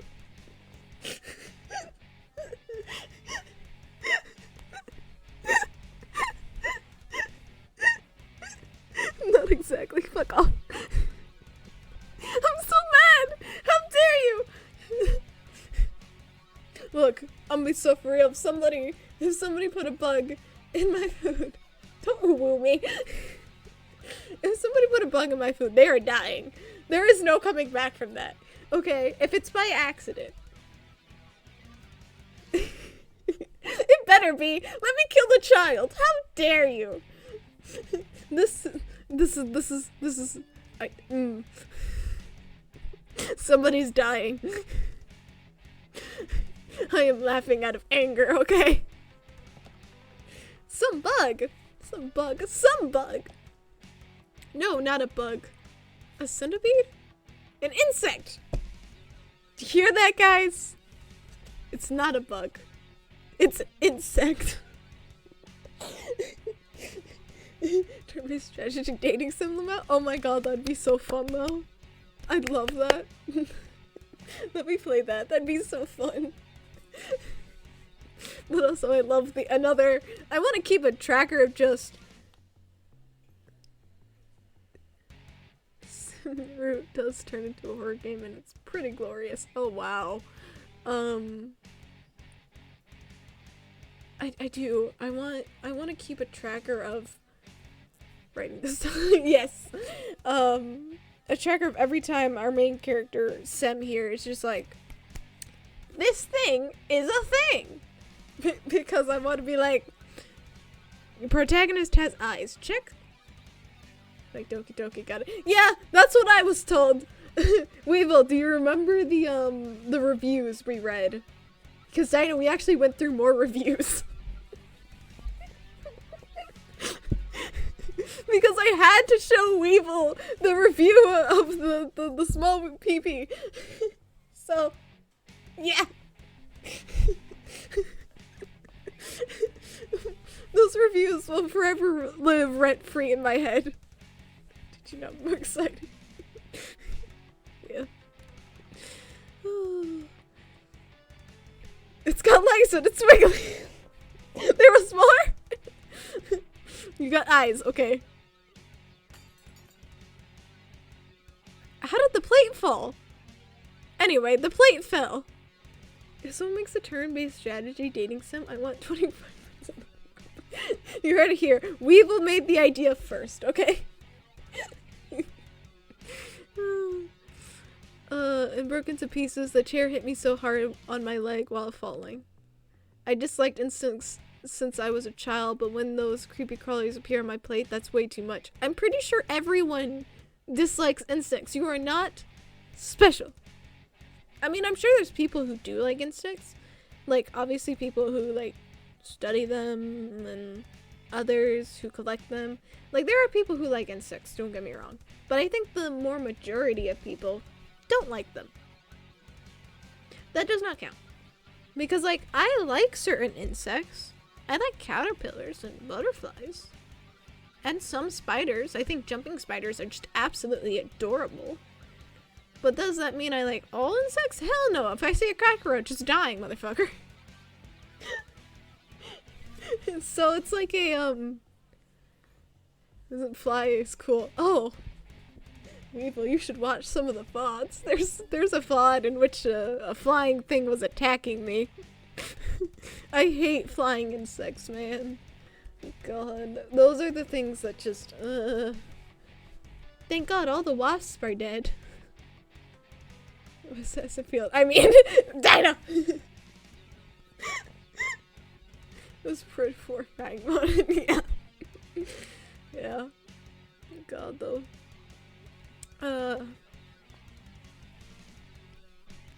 Exactly. I do not care. You would think, okay, because I like butterflies. Like, butterflies and dragonflies usually go together, right? But I do not like dragonflies. Because, like, dragonfly, I've also had dragonfly, like, swarm a bunch of gnats, and they were flying over my head. Hell no. Never want to be in that situation again.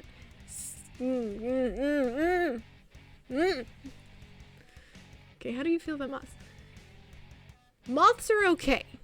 Moths are okay. As long as it's not eating my clothes, we're good. We're chill. And even if it's eating my clothes, I'll just put it outside. We're chill. Moths and I are chill. As long as it doesn't fly near me, we're chill. Anything else? No, you're dying. But it's just a little bee. Fuck the bee. Moth is a man. Mothman? Can Mothman fly? I was like, Mothman's a little too big for me to count as scary. But, like, now I have a question.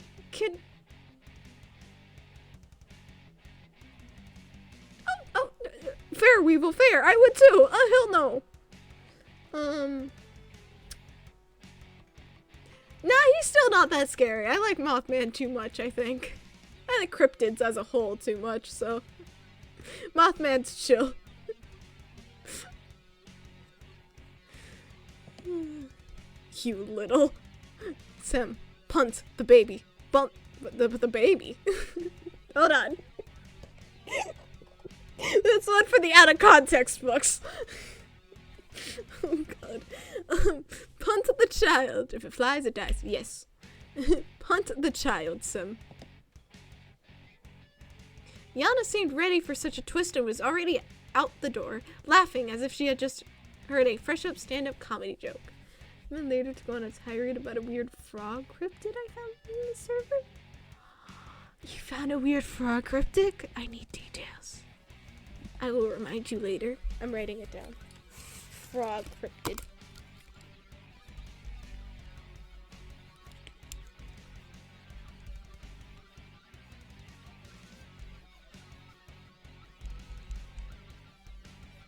Okay, it is written down. Alright. I dashed after a good man. We ran out of the canteen. We were just a few dozen meters apart, and I felt I could catch this little girl easily. Yes. It reminds me. Did you look at a pilgrim? Pilgrim? It's not what I meant to say. Milligram at all.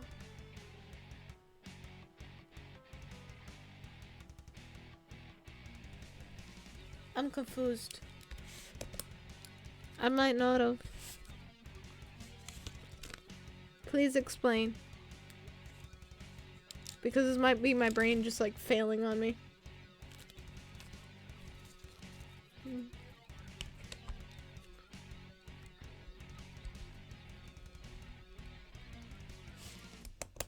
Oh! I know what you're talking about now. Yes! Yes, I remember just before you put that message. I don't know why my brain couldn't, like, see it as that. For some reason. I guess because the name was in caps. And so my brain was just like, I have no idea what you're talking about. But yes, I have not looked at it yet. Because I have been mostly in my bed reading comics. So... yeah, I don't know why my brain was being stupid there. I'm sorry. But yeah, I will look into it because it seems really cool. And I try to look into everyone's suggestions and give them a fair chance of like, is this something I would enjoy and stuff. I mean, these guys got me to watch Mr. Bean, so I'm very easily corruptible.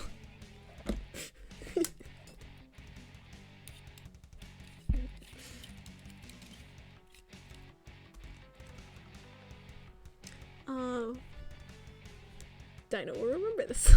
Yeah, when I info dump about him so bad. You can do that in the Discord, because like that's what the channels are set up to do. To info dump about a bunch of shit.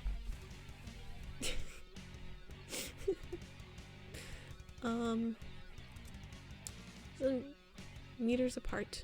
I felt like I could catch this girly, and also I will probably talk about it on stream, because it's me. I yap. A lot. We ran through the square. Past the clubhouse. Ran onto the forest path. Channel what I infoed them about. I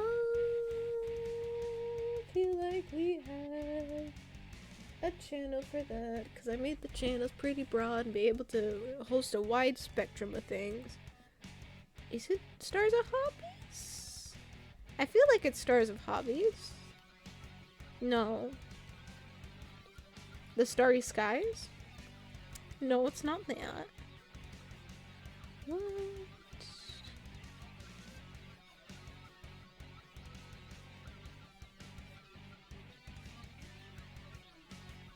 Okay, it might be Stars of Hobbies. No.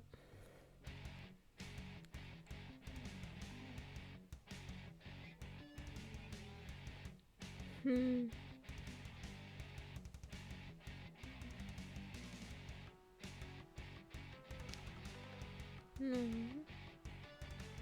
I'm like looking at the Discord because I'm trying to find the one with like the specific taglines.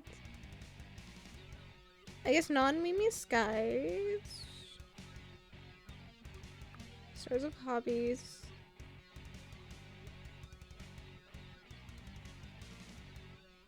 Okay, yeah, so Stars of Hobbies is the big one.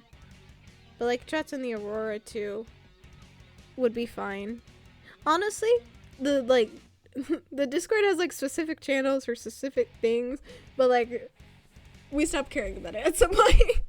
At some point everything just kind of became, it might be here, it might be there. Just pick your choice. Due to a certain yapper called me. And ran onto the forest path. I started to grasp her breath. I should have quit smoking, I guess. Aren't you a kid now, sir? Yana passed out of sight on the next turn. It can't be true that she managed to get away from me. That's why you gotta lunge, my guy. When you're running after someone, lunge to grab them. It simply can't. I stopped and tried to catch my breath again. Sorry, which channel did you hear? I couldn't hear for a sec. Stars of Hobby. Because that's really for, like, hobbies and things. Info dump about your interests. I gave a thumbs up, but no one could see it, so I felt like I should say it. Night was falling. Looks like I'm lost. Well, it's a bad idea to stay in the woods at night. Better get back to camp. Okay, I'll write a full paragraph about it later on then. You're good.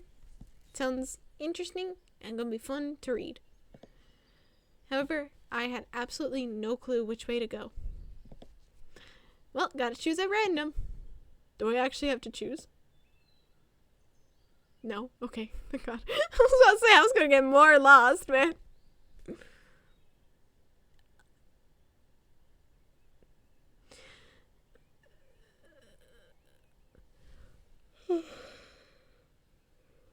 I wandered for quite some time in the forest and even thought of crying for help, but finally I saw the camp's fence beyond the trees. Everything fell back into place. The bus is gone. Oh yeah, it is.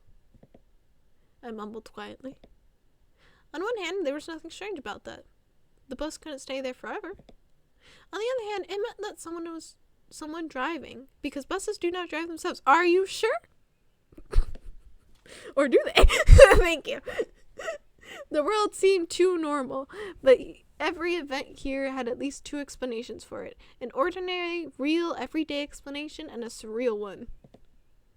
Certainly, the driver could have been off for a snack and I left too soon, but that bus we got here was pretty driverless. You're right, it was pretty driverless. I mean, maybe it do be.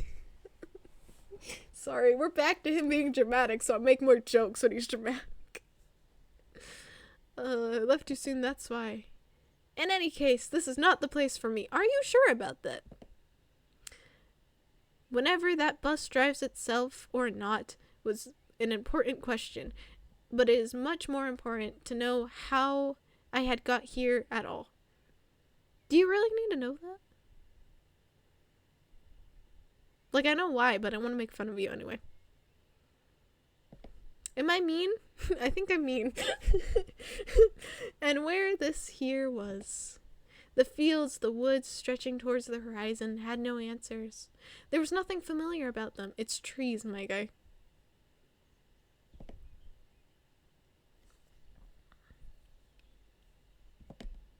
A strange, odd, and alien world. Oh god. He's back on it again. He's the type of guy you'd say, calm down, Socrates, to. However, at the same time, it was absolutely not frightening. Oh! We've grown up a bit. Oh, Sam. Oh, Sam. Either my self-preservation instinct decided to resign from its job, or all this running around the camp and local pioneers had lulled me so much with their carefree normalcy that I simply forgotten what had happened to me just to kept. Every time he talks like this, you would think that he went through something like so dramatic, and it's like, no. He just like came onto a different bus, which I admit is like pretty scary, and I admit like freaking out a bit about it. But man's wandered around for so long before ever trying the fucking gate that I feel no sympathy for you. I am sorry. Your dramatic ass had a whole temper tantrum before ever walking through the open gate. You had to have a girl come out and get you before you went through that gate. No sympathy. Fuck off. That might be mean, but he pissed me off. Keep in mind that too, that this. Oh yeah, that was that whole creepy thing of him in the computer. Oh, very much so. Oh, very much so. But yes, the whole creepiness of my computer is alive and breathing. I think both me and Weevil were like, is he gonna marry the computer? Like, what the fuck is happening? My guy. Jesus. You don't have him. That was mean. I'm sorry. Dude was doing his best serial experiment landed mission. It's fine. Yep, I remember that about. Yeah, it was a time.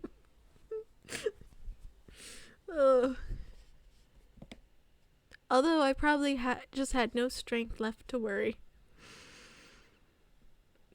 Are we done some? Can we get back to the cute girls? All I wanted was some peace and calm. Nope, we're not allowed to get back to the cute girls. I do not apologize for making go for Alice's second. Honestly, they're pretty much the same. Alice might be slightly better. That's saying something.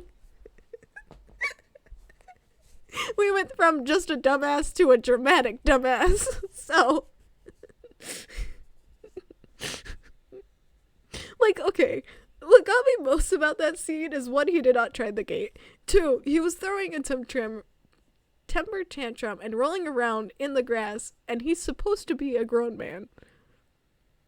I'm like, okay. Sir, there are better ways to deal with your emotions. I would know. My guy. Oh my god. Oh.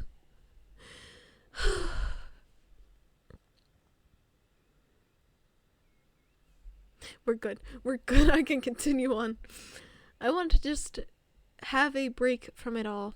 And only after Alice is openly stupid and useless while Simon tries to hide being a dumbass behind his weird philosophical tirades about how being an isekai sucks. Exactly! And it's so like, It's like, I have to make fun of you. There's no other choice. Making fun of you is the only option, or otherwise I'm going to go insane. Break of it all, and only after that would I continue looking for answers, ready and reloaded. Oh my god, you're not? Alright. However, that would be some time later.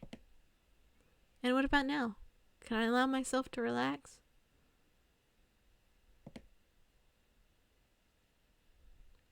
You know, in most universes, like canonically now, I'm going to put, like, most universes, I'm a ghost just following the protagonist. Unless it's a, like, nameless, faceless protagonist type of thing, right? I feel like I am a ghost, or, like, my guess is that this is all in his dream, okay? So I'm a ghost, or in his dream as a ghost, for some reason. Don't question the logistics about it. And I wish I had a physical hand so I could smack this guy over the head. I mean, I felt that way with Alice sometimes, but Jesus, man.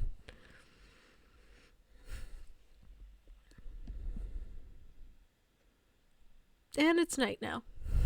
It's completely dark, and in any case, it would be better to spend the night in the camp. Oh, really? Crazy. I was about to head back when someone came up silently from behind. Salve! That's your name. I mean, that's not your name, but that's the nickname I gave you. Wait for night and sky reunite. Talk about who they try to haunt and figure out who had the worst charge. Really, though? Just both the models just being like, oh my god, so you would not believe this dumbass lesbian girl gonna beat this guy.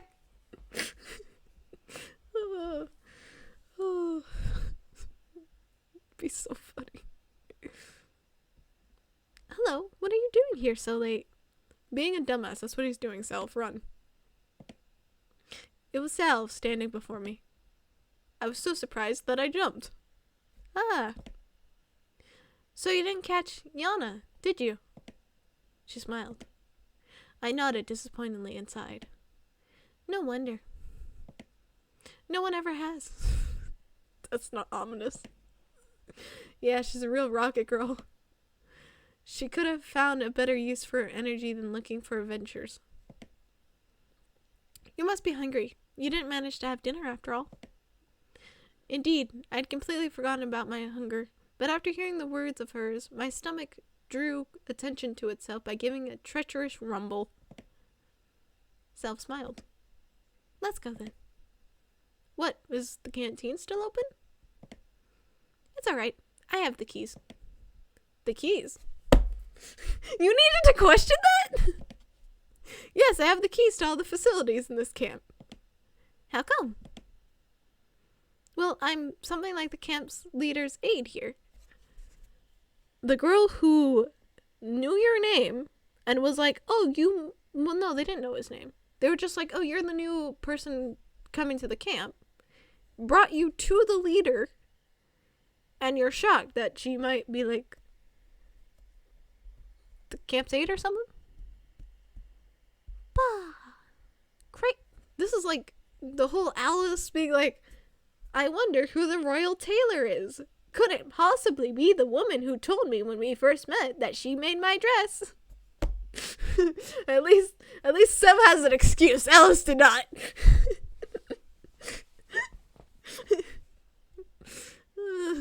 I see. Well, let's go.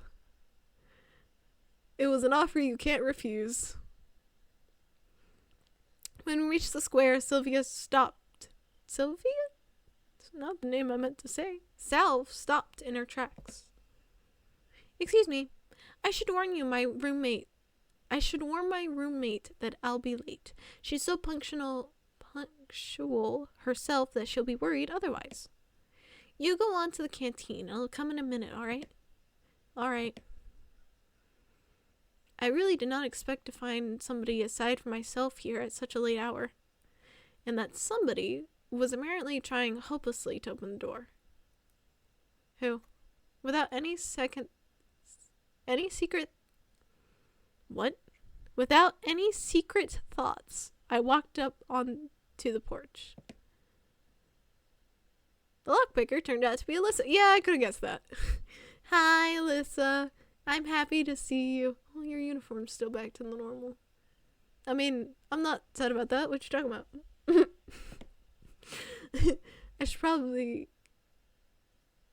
I should have probably kept off and waited. She looked at me intently for a while and then said, Don't just stand there. Give me a hand or something. Meaning? Help me thank you. That is a perfect look. Help me open the door. Why? You watched this girl beat up a guy. Do you really want to ask her why? Yes! Sam, motherfucker. I wonder. Because I want buns and kefir. What is kefir? Dinner wasn't big enough.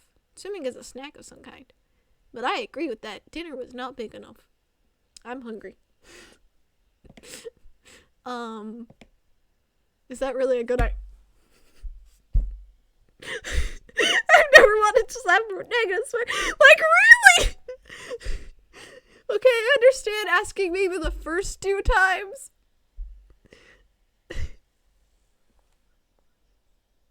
Sim!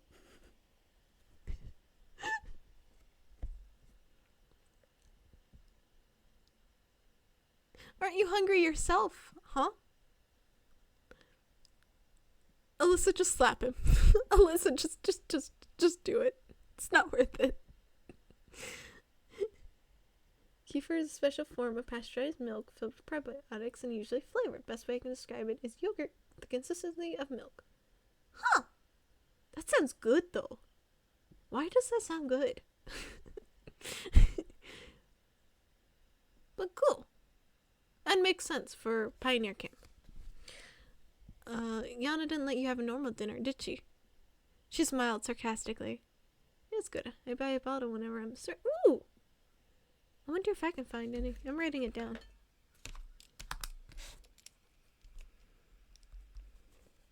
Kefir.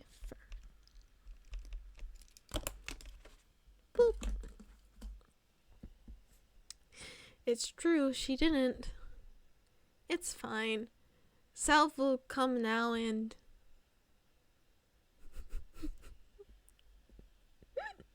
Ah, yes. Tell the girl who was actively lockpicking the door that the camp leader's aide is coming in a few moments. That's gonna go over well. And to be like there's a difference between being like, oh, Salve is coming soon though, and oh no, Salve will just come and open it up. Sam, you dumbass. He didn't tell her, just no. I'd rather he tell her. But the way he told her is my issue. Like, if he had been like, oh, I don't know if that's a good idea because Salve is coming soon and once you get in trouble, is a lot different than, oh no, Salve is coming soon, she'll open it up.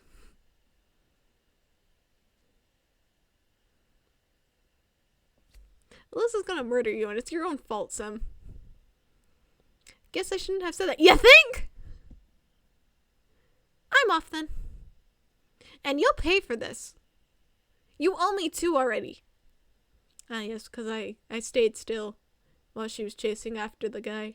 Electronic did die, so. It's denser than a star. Right! Jesus. Ah. Having said that, Alyssa disappeared. No, pretty girl, come back. I'm sorry, he's an idiot. And what was the first one? When she spared you from being destroyed. You know, Electronic and him. Salve didn't keep me waiting for too long. Sam doesn't get out. Every time Sam does something stupid, it's just gonna be, Sam doesn't get out much. Sam stuck his hand into the boiling pot of water. Sam doesn't get out much. It's true. And it's very true. I don't disagree. It's just very funny to say. Is everything alright? Everything is not alright. He let a pretty girl go. And I'm mad about it. But I guess you're fine. Yeah, why are you asking? No reason. It's nothing. It would be better if I didn't tell her about Lisa. Oh, now he has a brain. Everything's fine. I said that and immediately heard a note of dishonesty in my voice. Oh.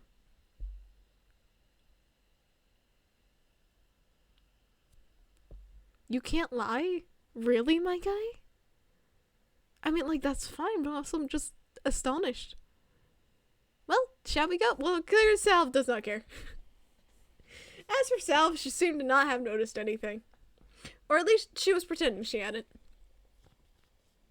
I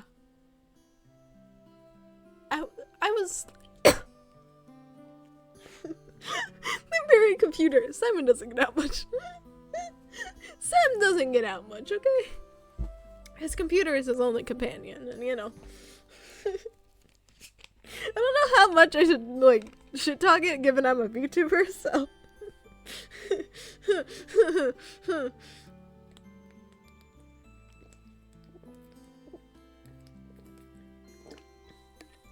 And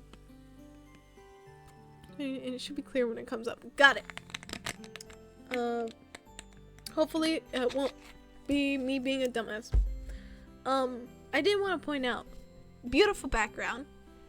The nighttime, I was thinking it was gonna be eerie, but it's like weirdly cozy. Like I want to sleep in there for some reason. Also, the OST is back with another banger. I love reasons to love this game. The website is great. Oh, very much so. I love this game. Is like the background's gorgeous, the OST gorgeous, the girls gorgeous, the main protagonist, skip over him. Wait a bit. I'll go get something. Okay, self? I sit down on a chair and obediently waited for my savior. Oh, hello. You are very prettily drawn. That is like a very pretty art style. Yeah, no, there's a reason I recommend this to anyone who likes visual novels. Because as Sam being Sam, that is a fantastic experience. Alice Reverie. If you can get past Alice being Alice, you'll love it. It's like, yeah, honestly, I can understand why you recommended me this after that. It's like, you clearly can get past dumbasses. Here you go. It's beautiful. Wonderful sound. Very stylized art, but very pretty at the same time. It's so intriguing. My dinner was simple. A few buns and a glass of kefir. No wonder. I bet hungry pioneers finished everything off. And also, it's night, but okay. However, even that was far better than the most of my usual What were you eating? My guy, if I have a better diet than you, I'm concerned. Salve sat across the table and looked at me while I was eating. Is there something on my face?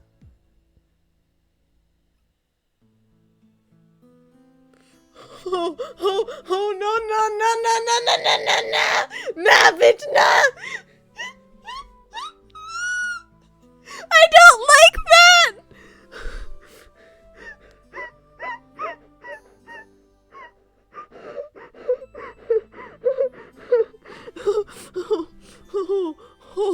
Oh, that made my anxiety spike.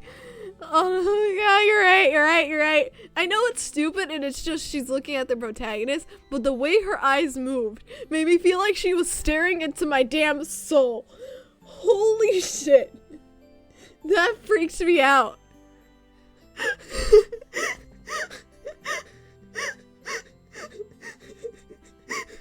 Like, I know she's looking at the protagonist. Like, she's obviously looking at the protagonist. But please stop staring at me, woman. Oh my god. Oh my god. Okay. I'm okay. I'm fine. We're just gonna... Hi, Miss Salve. I swear, you're very pretty and I never make fun of you. Hey, it's the best world building character. Right? Dan was like, yeah, there's some excellent world building that comes in. And then she looks at me and I'm like, oh god. This is not the world building then. Good to know, I guess. This feels like the world building. No, just... She smiled. Please don't. You scare me now. This is the horror game part of it. It's not that it's fitting she does. It's leading into... Oh, it's leading into it. That's great. Okay. But also... Oh, Jesus. This is the horror game part. This is very much the horror game part. No! I'm gonna have nightmares. It's y'all's fault. Just smile. So, how did you like your first day in camp? Very much so. I loved it so much. So, please don't kill me. So, fuck up. I watched The Ring. I liked it. I liked the story. Fuck off. I don't know why I like it. It's stupid. Somehow the ring didn't scare me as much as she did in this moment. I guess because it was so unexpected. Like in the ring, you're expecting, you know, the crawling out of the well. You're expecting the jump scares. I was not expecting this. Oh, well, I don't really know.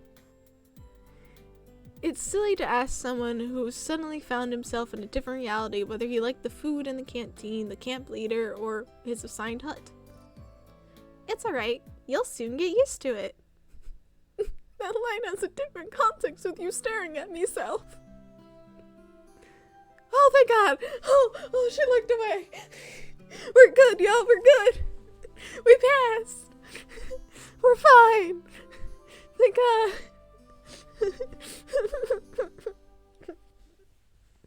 Oh, Jesus.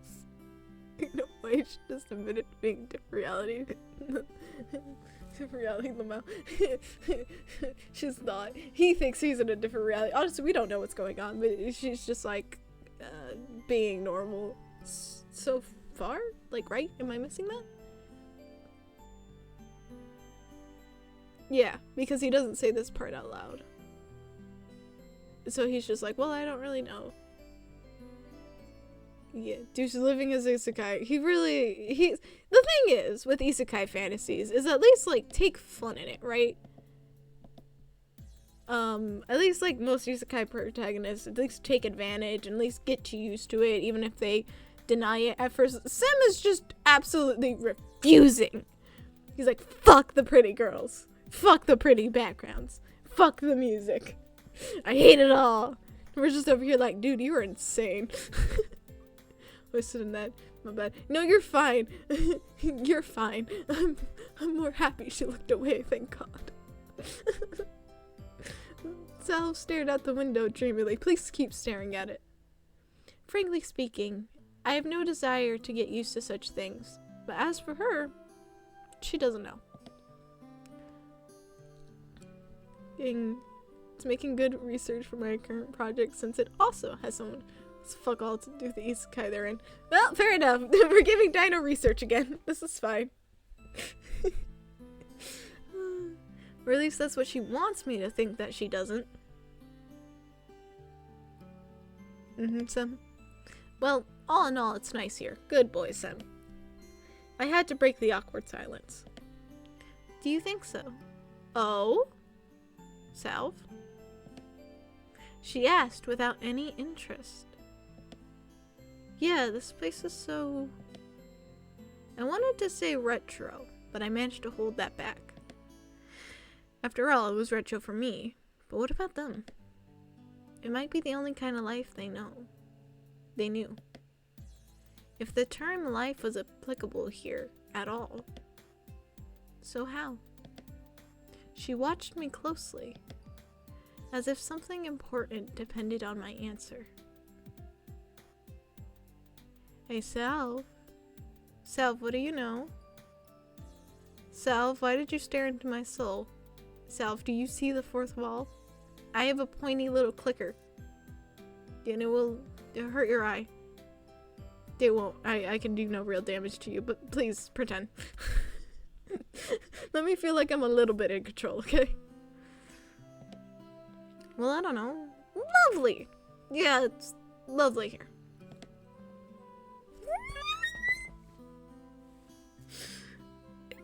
It scared me less that time, but it's still not good.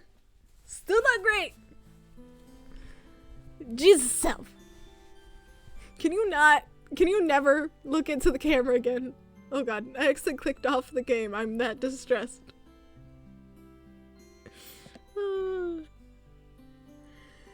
I guess you're right. She smiled again. Please stop. Please stop looking into my soul and then smiling.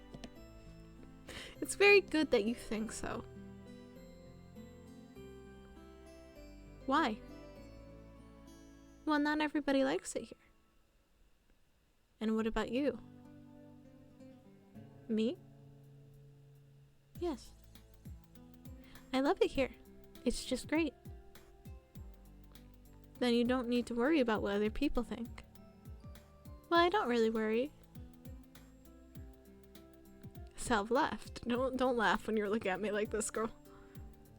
This conversation seemed to be leading me far astray from where I wanted it to go. And you're worried yourself. Really? Why do you say so? Well, when someone is chewing so intensely... I'm sorry. It's okay. I couldn't bring myself to be more cautious around this girl. But why her in particular? Why not any other local inhabitant? Every one of them looked completely normal to me. Precisely normal. So normal it leaves a chill down my spine and into my marrow. Normal. Not like a neighbor with a power drill in one hand and a subwoofer in the other. Not like a passenger you often meet in a subway or on public transport. Not like a coworker at the next table in a plain, open-plan office. Not even like a friend who differs from other humans and is constant, insistent. All of them looked...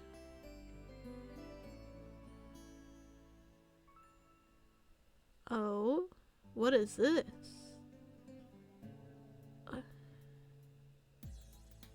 Dino, tell me quickly. Is this like it glitched out or is this supposed to happen?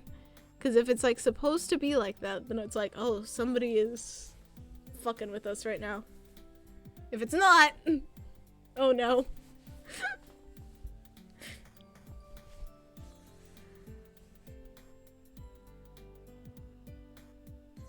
I don't like how much you stare at me.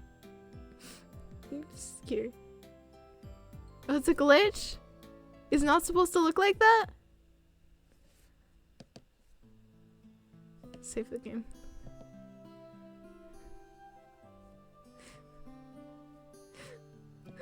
Oh no, we don't know what it actually says. If it's actually a glitch and we don't know what it says, I'm gonna be sad.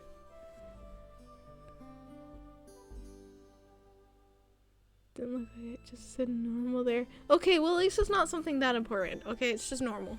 All of them looked normal, as I expect them to be, with their own downsides without any superpowers. And Self was also... This is a perfect place for it to glitch. Oh. Never mind. I forgot this is a visual novel. I glanced at her stealthily, not knowing what to say. I'm sorry. I wanted to show you the camp, but was run off my feet.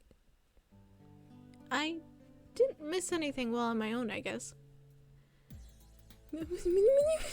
Stop. Are you sure you haven't missed anything at all? She smiled so brightly I had to drop my eyes in confusion. Well, how would I know? It's my first day here. Okay, and what have you seen so far? I've seen the square, the canteen, the football field. And what about the beach? We saw the beach. Well, we sort of saw the beach because you were there in a bikini. Yes, I remember this. Just from afar. You really should go there. Or let's do it together. Yeah. Okay. We will. Her naturalness started to scare me. From what? But then I thought, what if everything that happens here is how it's supposed to be, and this world looks strangely only to me, while for them it is normal? Maybe I was thrown into the past. Ah! Logic is happening! Yes, that would explain a lot. Can I ask a stupid question? Are we gonna get to know the date? Is that the world building? No. Well, never mind! Can I ask a stupid question? No. Well, fuck my world building. Sam can't think when he's not freaking out, lol. True. True. Can't think. Yes. When he's not freaking out, logic happens. When he is freaking out, which is most of the damn time, no logic happens. I've gotten more used to it, but every time I look back and I see her eyes, I'm like, God, no, please. Please, no. Self smiled and stood up from the table. It's late. Can you find the way to Olga? By yourself? Of course I can, but why should I go there? She'll settle you with someone. What for? Probably this question seems stupid, but Salve burst into good-natured laughter. You need to sleep somewhere, right? That makes sense. Fine. I'll be off then. Good night. Night. So... we can sleep in the canteen. Yeah, I want to sleep in the canteen.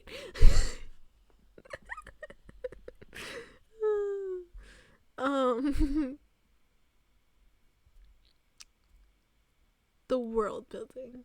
I want to write little notes down. Okay, let me write my little note. So, Self saying that some of them didn't like it there is interesting to me. That stands out to me. But also the question of maybe we're in the past.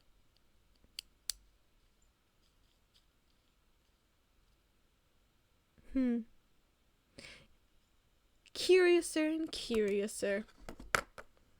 Ha! I did not do that on purpose. It's just the quote that came to mind when I was being curious. There you go.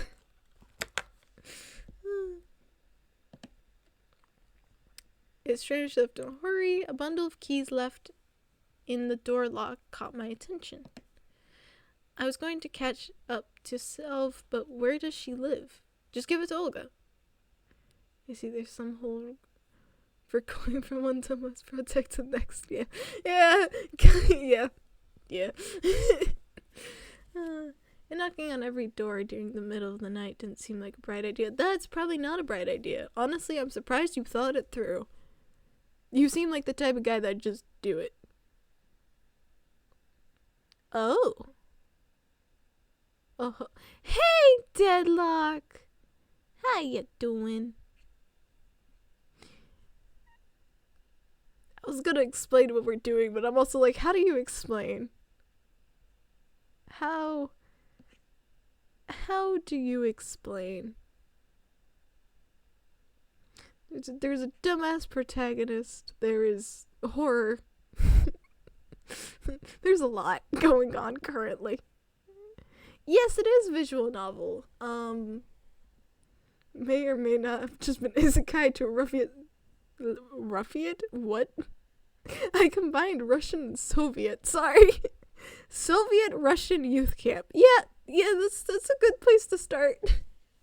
Our protagonist is a dumbass who is dramatic as hell. There's pretty girls, so that's a plus. Beautiful background, beautiful OST. And then horror. As one of the girls just looks straight directly into our souls. Several times. And it's never explained. She walks off. She scares me. Yes. That is so cute. I love it. I'm taking them. I better take them. I'll give them back tomorrow because who knows what happens here at night. Nah. I don't wanna give them back. I wanna give them to Alyssa. Can you tell Alyssa's my favorite currently? Such thoughts give me chills. It's me who needs to be careful here in the first place. Are you usually a fan of horror? Yes! I adore horror. I can't play a lot of horror games because my laptop's a potato, but I do love horror. As a concept, as a genre. I know that sounds weird, but I love horror so much because it gets to explore topics that are just insane. I mean, like, Stephen King wrote a whole book about a murderous car. Like, dedication. Reverse horror. Can you give me an example of reverse horror? Because I'm like, part of me wants to say yes, but I can't think of any examples off the top of my head of what reverse horror is. I would assume it's like cute sweetness and then horror, like Doki Doki Literature, in which that case, yes, I Doki Doki Literature was like one of the first horror games I played when I got my laptop. Horror games. Carrying on, we play as the monster instead of being chased. Oh yeah, then I do like those. Yes, those are intriguing too. I love to psychoanalyze things, so yeah, that's right up my alley. Let me be the monster. Who's the real monster? All that. Gimme. Just asking me, it's me who needs to be careful here. For once, I agree with you. Self scared me too much. Yeah, I'm glad he was able to hang in there during Doki Doki. Yeah, I am too. I don't know if I'm gonna play Doki Doki on stream though, simply because, you know, the whole liking to go for things that aren't really common. But I might. Who knows? It's me who needs to be too careful in the first place. The night. So dark. Wasn't silent at all. One could hear chirping crickets. Ow. Hold on. Oh, that hurt. My headphones. I keep one, like, it over one ear and then the other off of it. I had to switch ears because this ear is like, ow. It'll hurt too much now.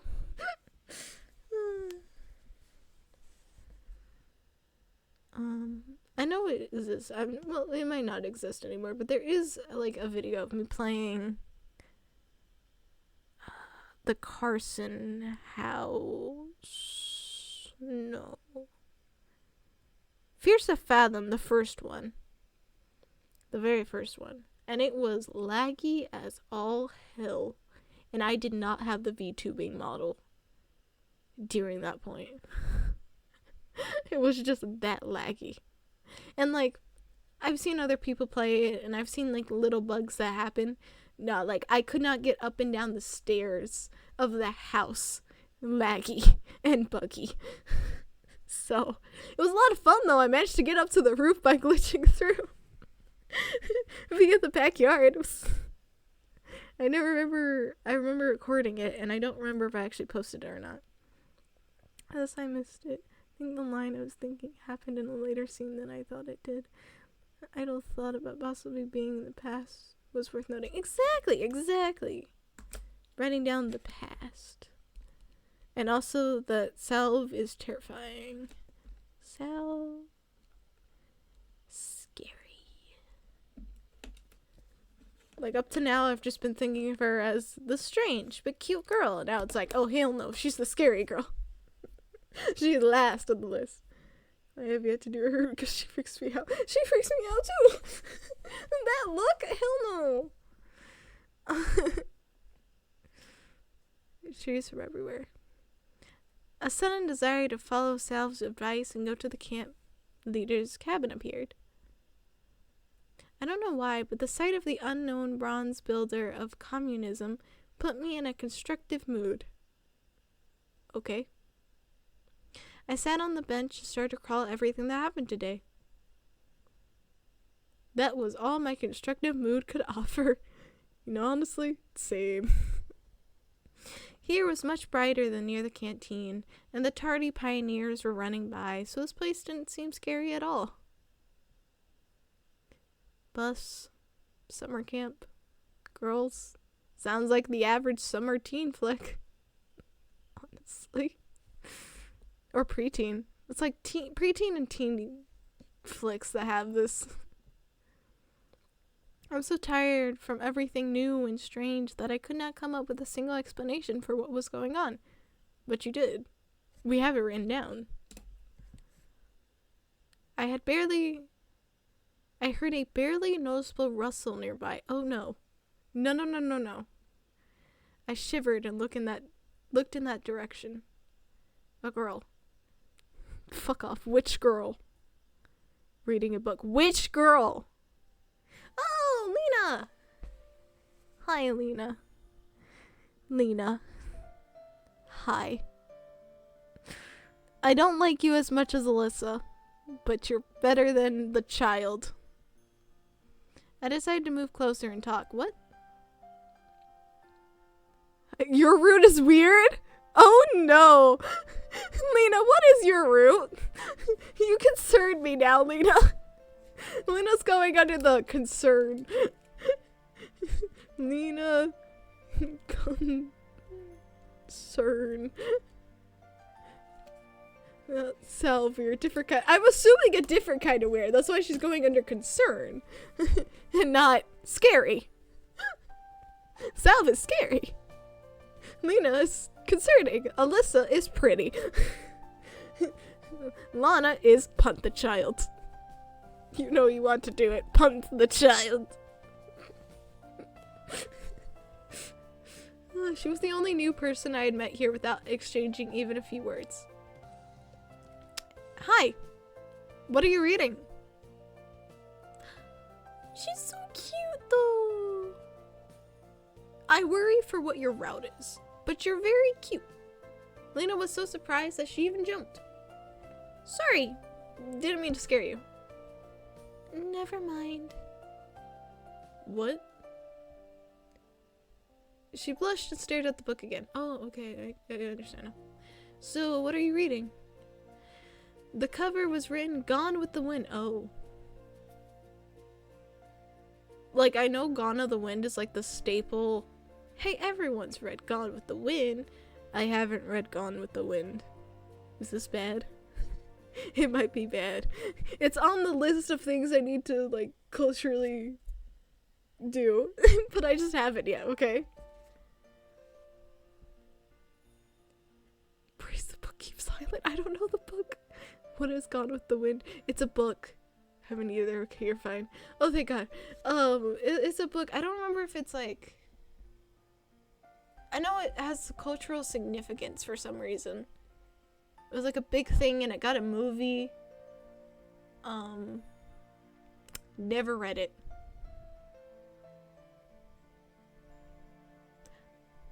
I'm gonna keep silent because I feel like praising the book leads us down your route and I don't want that. Honestly speaking, I haven't read it, but I think such literature suits her very well. It's a book, yeah, thanks. Okay, look, I don't know much more than that. All I know is there's a green dress in it, and that's like it. That's all I know. It's like, Sky, have you lived under a rock? Kind of, yeah. But forgive me. I don't know a lot of things.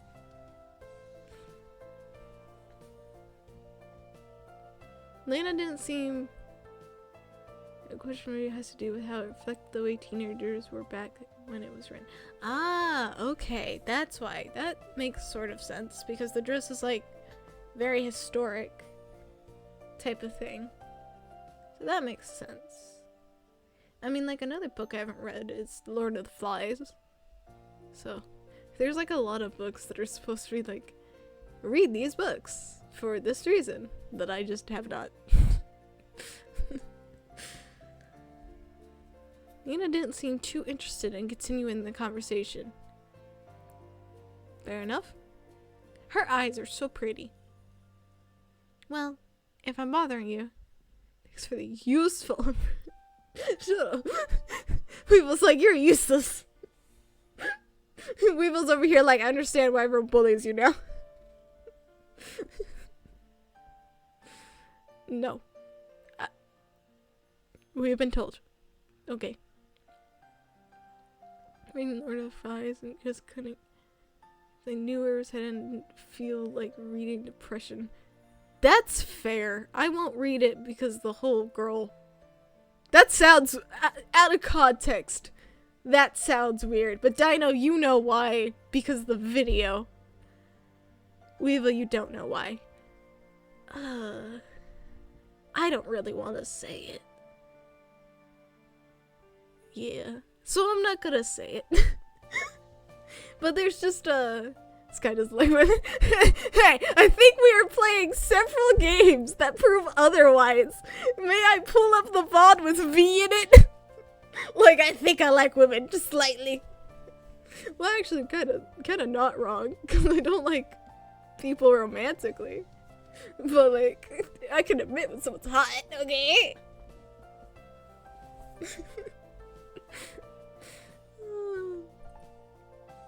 But there's just a reason. Just a reason Lord of the Flies is depression. You have eyes. Shut up. You'll learn that a lot of us like women in that VOD, honestly. That VOD is just pure. Us gushing over her so much. There are other VODs too, which I gush over others. I don't know anything about Don't read it, Weevil.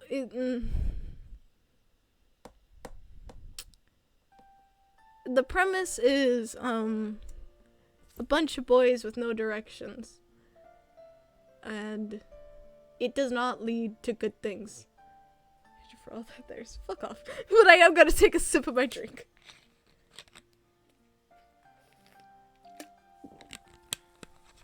Yeah, don't. Chaos ensues. Yes. There is I don't remember what it's called, but I learned about it in like a video that I watched, like a video essay talking about it, in which there was a show that kind of did the same thing as Lord of the Flies, of like the children being separated with no adult guidance. They separated boys and girls, and it was not a good idea. It was very bad. Very bad. Went very wrong very quickly. But one thing that I was kind of like, in a weird way, happy about is like a lot of times, a lot of media and a lot of like literature portrays it as, oh, a bunch of guys left alone, bad things are gonna happen. But a bunch of girls left alone, nah, they'll be fine.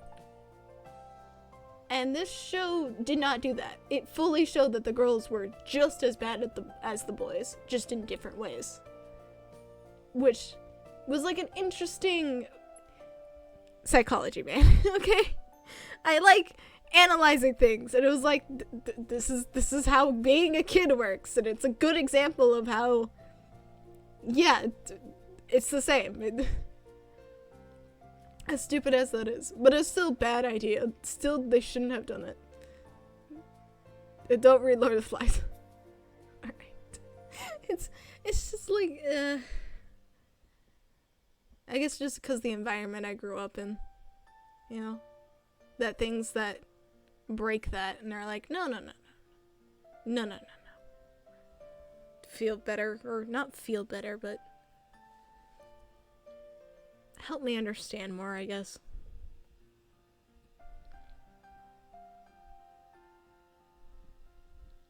Watched a video where adult men and women in that scenario, the men were 5 after sleeping, while the women struggled to figure out what to do because they couldn't get along. They fucking kept ignoring the trained survival expert that was with them. Oh, interesting. But like, yeah, it's that. It's I guess because I'm so used to, like, someone beating it into my head that women are supposed to be this certain way, and that, like, women will survive over men. Because that's, like, a popular thing, too, right? It's like, oh, the guys could die, but the girls would survive. And it's like, no, actually, human nature as a whole, it differs between people. And it does not factor in gender. Not as much as you think it does.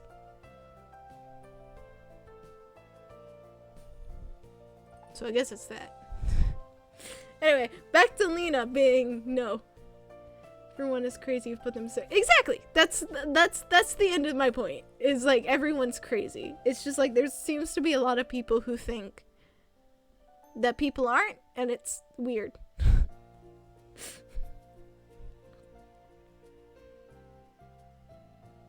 Guess not a lot of people, just media and literature.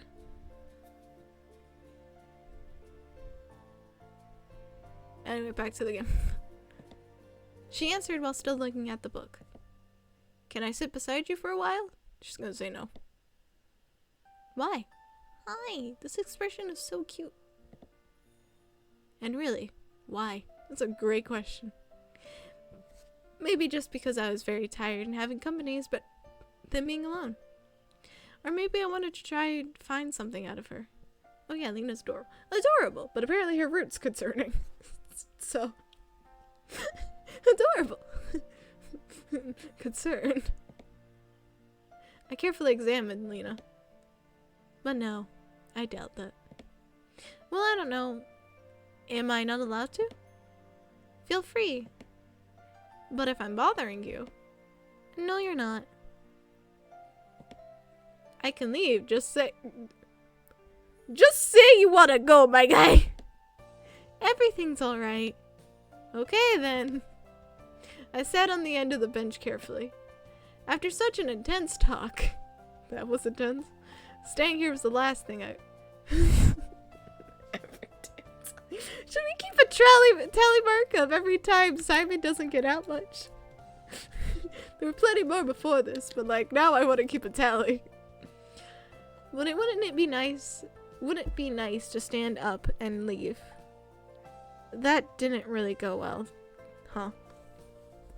Lena hasn't answered anything. It seems I made a fool out of myself. I bet if Yana was here, she'd have a good laugh at me. You'd be correct. Punt the child. Do you enjoy being here? I recalled Salve's question, and I thought it'd be a good start for a conversation. Yes. Aw. Look at that little face. Now we're at 8 plus or minus 3, depending on how you respond, depending on the game. I believe I chose to stay. Oh, I just remembered just flashbacks of his dramatic ass. I'm going to die. Fucker. But hey, 8 is interesting.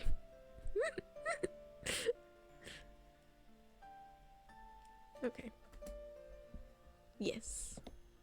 She smiled slightly. I guess I like it too. Lena definitely isn't very sociable, and probably can't carry on a meaningless conversation as easily as Salve. Yeah, because Salve's scary. But there was something about her that attracted attention. The fact she's adorable? Like a momentary glimpse of a reflection in glass on a rainy— oh god, Socrates, shut up. Which makes you turn around and stare into the darkness, searching for something you saw at the corner of your eye. Of course, you weren't able to distinguish or understand what it was, but it felt so tempting. I love he's waxing poetics about her in his mind, and she's just here like, can you go now? Lena was still reading the book without paying any attention to my presence.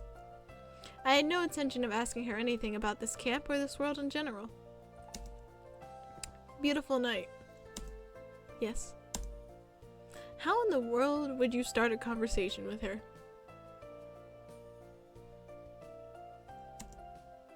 It's late.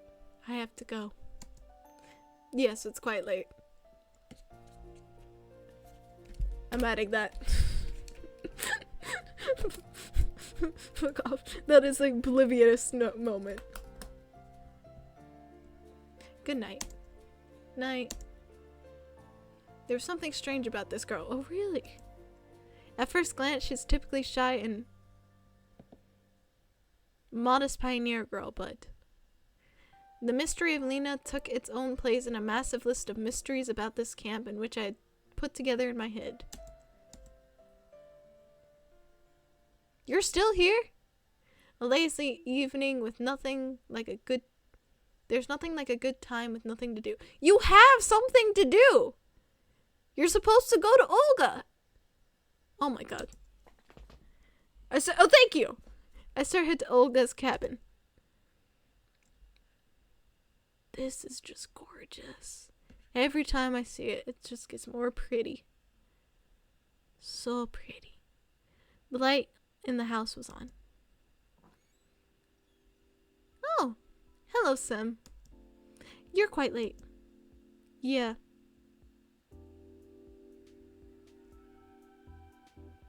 Sorry, I just noticed the pictures. I don't know what that one is. Huh? I don't know what any of these are. I'm just concerned for Olga now. Yeah. I went for a walk to look around the camp. Alright. You'll be sleeping here. She pointed her finger at one of the beds.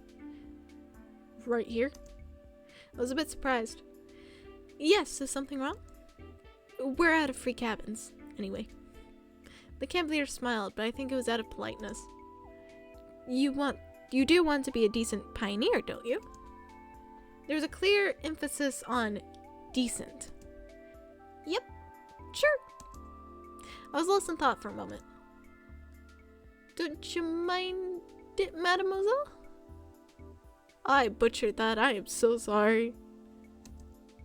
She looked at me oddly, with surprise and some offense in her eyes. Oh, you offended her. A pioneer should respect their elders. Yes, ma'am. Olga said strictly. Of course he should. No one argues with that. I blathered, not realizing what was wrong. Shouldn't you also?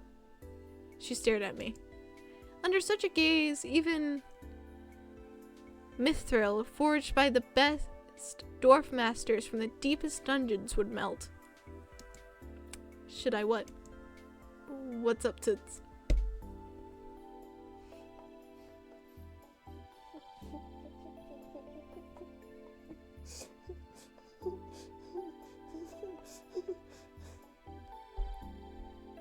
Why is he calling her pet names?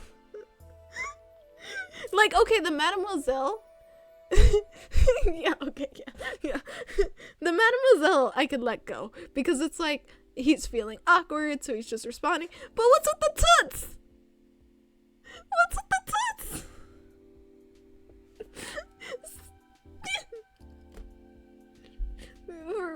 You guys can't see I picked up my pen and I made a stabbing motion. Simon! Sem, for the love of all that is holy. Annoyance and a lack of understanding made me raise my voice. You must address adults appropriately. Yes, of course, there were a lot of strange things here. He deserves to get jumped. He does. It's gonna be one of 3 girls who do it. And all for different reasons. Her because she's pissed off.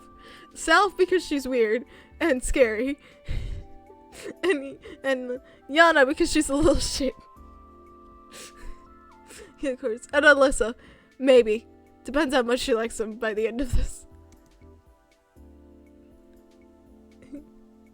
What's going on? But he does have a reason why he doesn't realize what's going on. Oh, he has a reason. That's great. I'm not sure the reason's going to save him. But at least he has a reason. This girl's just a couple years older than me. Or maybe even younger. But I decided not to argue. Well, just a few minutes ago, I would never called her an adult. I have to admit she was also giving a strong character. And in any case, I wasn't in the position to argue. As you say, ma'am. Thank you. Good boy. I mean, it probably won't since it's based around him not paying attention. Well, true. I mumbled. That's much better. That is how a decent pioneer should conduct himself. Now it's time to sleep. Honestly speaking, I was going to become neither a decent nor an indecent pioneer. Just yesterday, I wasn't going to become a pioneer at all. But do I have a choice now? No. Get in the damn bed. If you don't want to, we'll have to make you. That is perfect timing after what I just said. This is the motto Olga was probably going to use. I climbed into bed and closed my eyes only to realize how tired I was after today. Something hammered in my head awfully. We were just channeling, oh clearly, very much. As if my brains had started a night shift. And they seemed to be aimed more at rolling steel than working on something more sensitive. The bus flew into my mind. Hello, big bus. And the square with the monument. The canteen full of pioneers punt the child. And the malicious face of Yana punt the child. Why this memory, my guy? Why this? Any other one would have been better than this. Seriously? Salve. Lena's fine. True. True. Yeah, I do know. Hi, Alyssa. Even recalling Alyssa did give me too much of a negative feeling. What if I'm here for good?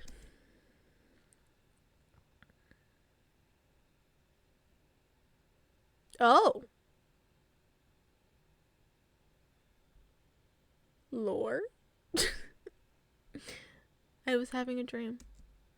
It seemed like I was in some kind of vacuum, where there was nothing but nothing around me. And it's funny. It was like doing my... She is!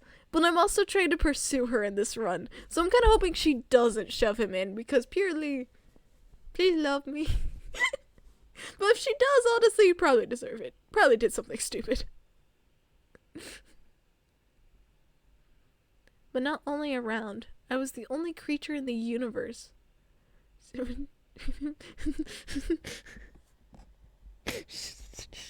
Shut up. Shut up. No.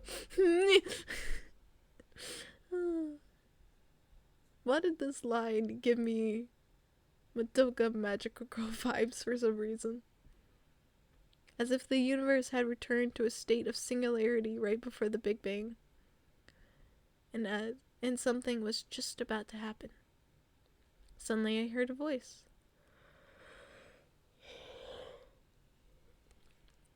I could not make out the words, but it sounded familiar. The voice was whispering something gentle, as if soothing me. And then I realized. It was the voice of that strange girl from the bus. There was a strange girl. I don't remember what she said, but there was a strange girl. The girl from the dream. Ah, yeah, I remember her better. But what's she trying to tell me? Who is she? I woke up. Bright sunlight struck my eyes. It was almost noon. After stretching lazily on the bed and yawning, I started to recall the previous day. In a few seconds, all of its events passed before my eyes. The bus, the camp, the local inhabitants. It did not. I love this man's like, in a few seconds, all those events went by so quick. Meanwhile, I had to wait till the second street to finally finish day one. Like, it did not go by that quickly. No, that's just wrong. Not this whole situation, not me being here. It was wrong by default. My attitude towards what was happening was wrong. Because yesterday I fell asleep here just like that. And before that, I chatted nicely with the local pioneers. He managed to crack a few jokes. Man's upset that he is human. How can I act like that in such a situation? I should be frightened, startled by every rustling, and should avoid all contact with potentially hostile creatures. Yes, you should run from Yana. I will not deny that.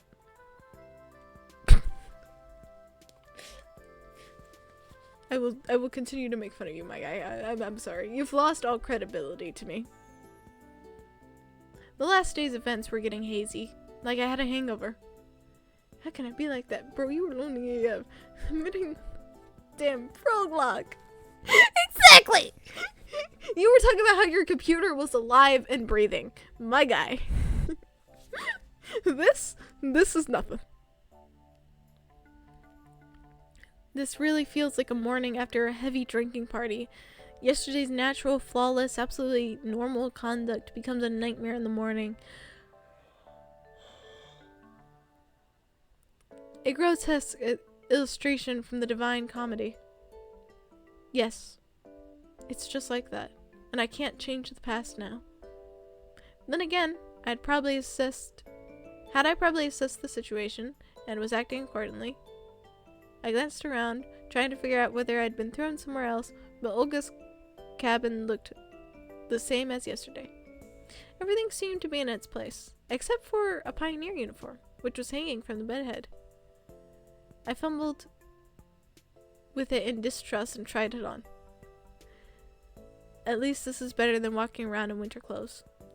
I wish I could see myself. There's a mirror right there. I bet I look like a clown. And for that I need it's right there. At least a tiny one. Right there. I finally found one on the wardrobe door. Great. Don't worry, that's relevant. Thank you. I'm like, it's right there. Please. Please, for the love of all that is holy, don't miss it. Oh wow, it's a man. Whatever should we do? Holy. I looked at the newfound pioneer and jumped away in surprise. There was some teenager on the... Yeah, I figured that he was like, became a teenager now. Otherwise, the whole romancing girls thing would be a little bit questionable. Even if it's a dream, still a little bit questionable. So I figured he had turned into a teenager as well. But also, this is just a man. He resembled me, but he wasn't me. Where did the weak stubble go? Where were the bags under my eyes, the slouch, the deathly fatigue on my face? The deathly fatigue, the slouch, the bags under my eyes. That sounds pretty familiar to me. He had a reason to be confused, but it required him not paying attention. It did. I figured it was gonna go to the teenage thing. But also, you'd be sounding like me after I get a good night's rest. Like, where did the bags under my eyes? The slouch, the fatigue! Where did it go? I just want to point that out because I found it funny. It seemed like I had not been thrown back in time or into a parallel reality, but instead had simply changed bodies with someone else. But you just said it's you, but it's not you. I assume it's a younger him. If it's not, well, damn. Fuck me, I guess. You're on your own for that one, man. I'm opening my fruit snacks.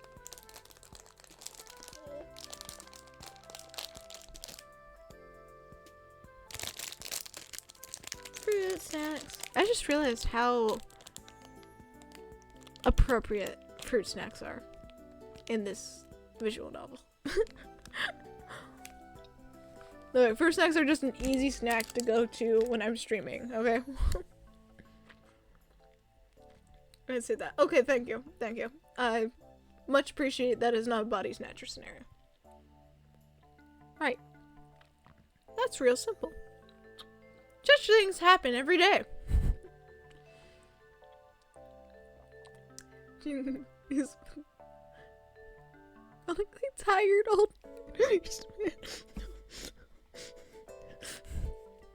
especially a middle-aged man who was just about to go see his high school reunion. Going up for it? Yeah. I feel so bad for the kid, because they'd just be like, oh, hi, everyone. And they'd be like, oh my god, nobody's seen you in, like, months. You've been in your house, like, your apartment. We thought you weren't even gonna come today. And the teenager's just there like, what kind of life is this motherfucker living? He finds a note that's like, my computer is alive. The fuck? I feel so bad. That poor kid would be so confused and very, very concerned. I take a closer look at the stranger, and only then did I realize that it was actually me. It wasn't today's me. Probably see this as a wake-up call. Probably. Maybe the one from between my school and university years. Well, at least that's something. There you go. The person in the extreme situation did fail to notice the elephant in the room after all. But the camp leader noticed it, and last night she told me off for addressing her without proper respect. Ah, screw that. What do you mean screw that? You respect her, motherfucker. I doubt my appearance affects anything else. If she walks in and you're like, hey, sweetheart, I'm gonna punch you, Sem. Understand that. You will be punched.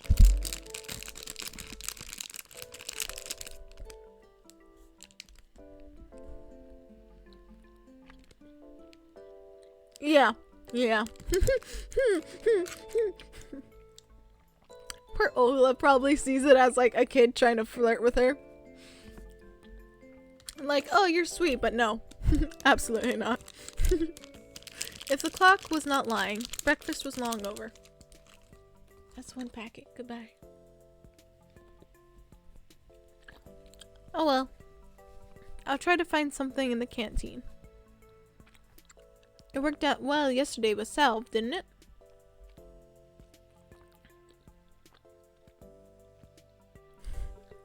Some confirms sleeps like a rock. So do I, man. So does mine. Yeah. Yeah, I sleep like a rock too. And my grandmother.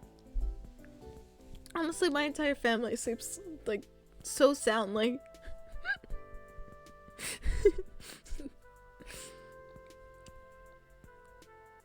These memories made me smile involuntarily. Ah. Pretty. The sun was shining brightly outside, and a light breeze was blowing. A beautiful summer day. I had not felt so good in this morning for several years. You really needed this. Imagine the universe. Sorry. Imagine the universe being like, you need to touch grass so much that it sends you back in time to your teenage years at a summer camp. I'm sorry. That thought just...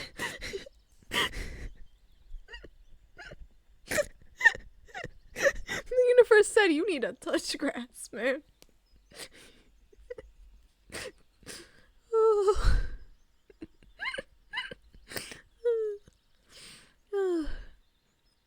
All the problems were gone, vanished into clouds that were as white as snow. Olga came out of nowhere. Oh, her hat! Good morning, Sam. Morning. I smiled, doing my best to show that, no matter what, my morning was indeed good. You only arrived yesterday, so I decided not to wake you up, but breakfast. I'm going to bed, so I'll talk to you all next time. Bye. Bye, Weevil. Good night. Have a good rest. Sleep well. But breakfast. Never mind. Here, take this. She handed me something wrapped in paper. Judging by the oily stains, there had to be sandwiches inside. Yeah, whoever that mysterious girl was on the bus decided he was hopeless and he needed a nap. Yeah. She was like, your skin and your complexion is just the worst. Here, I know a better place.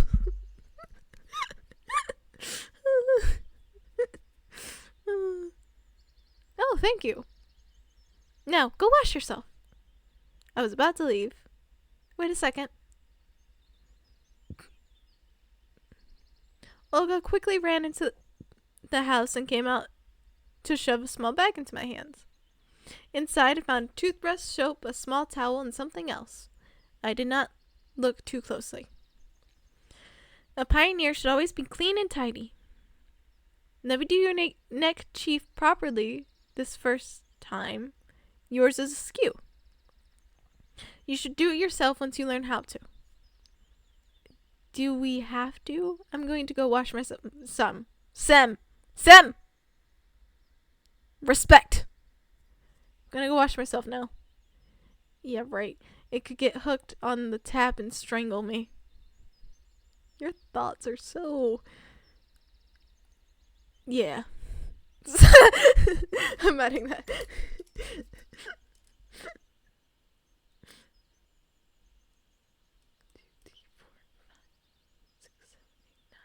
We're at 10 now, so it's only day 2.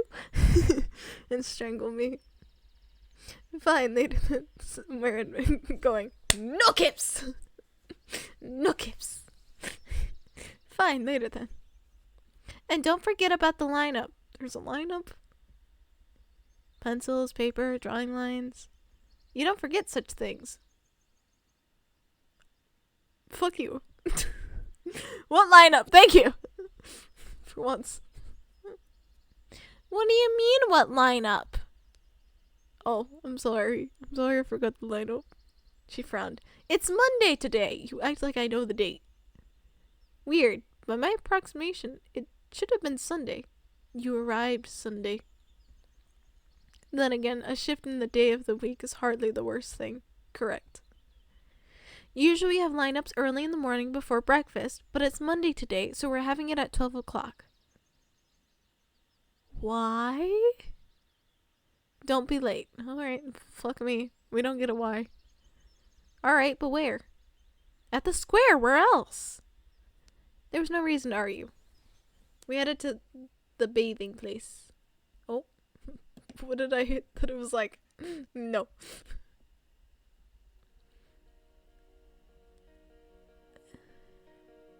How could I forget about the separate showers and toilet?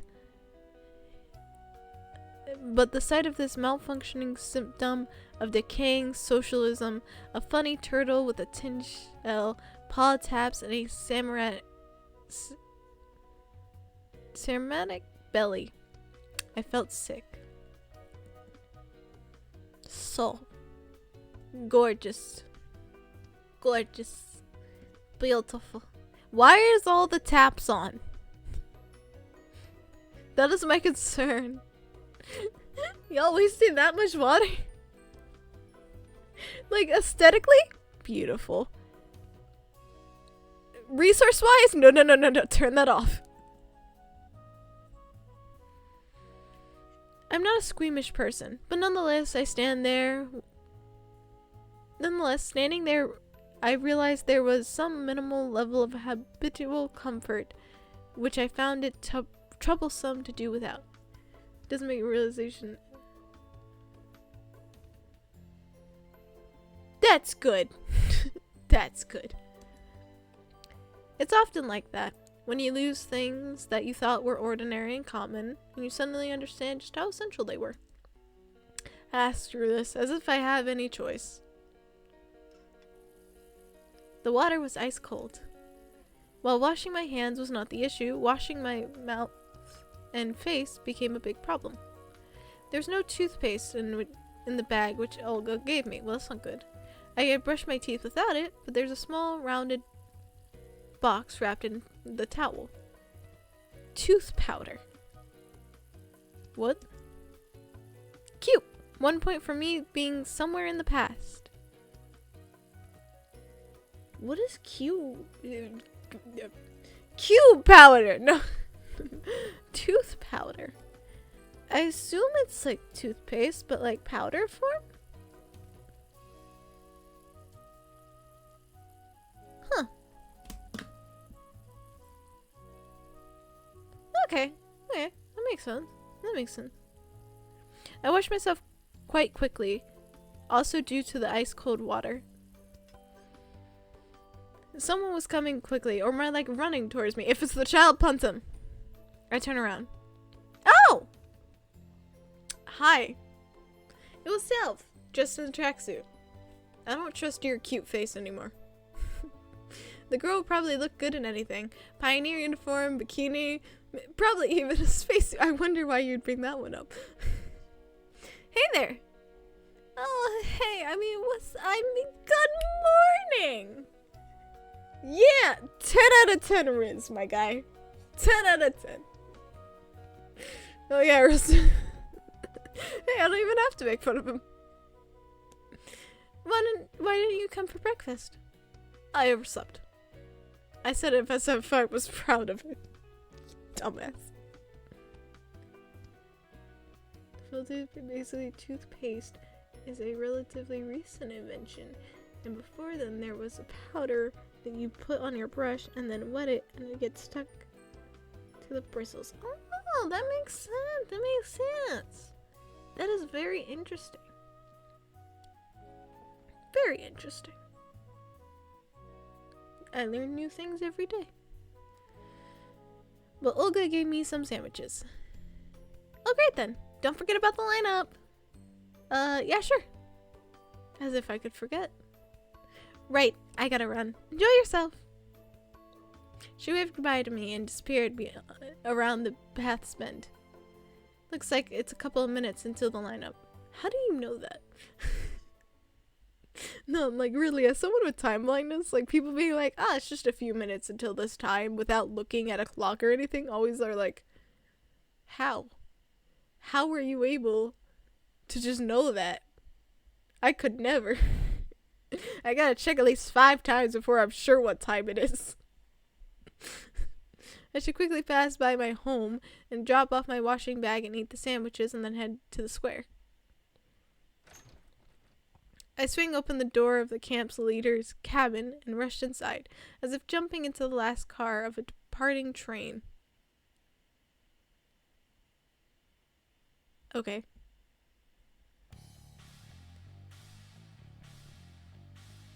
That music does not bode well.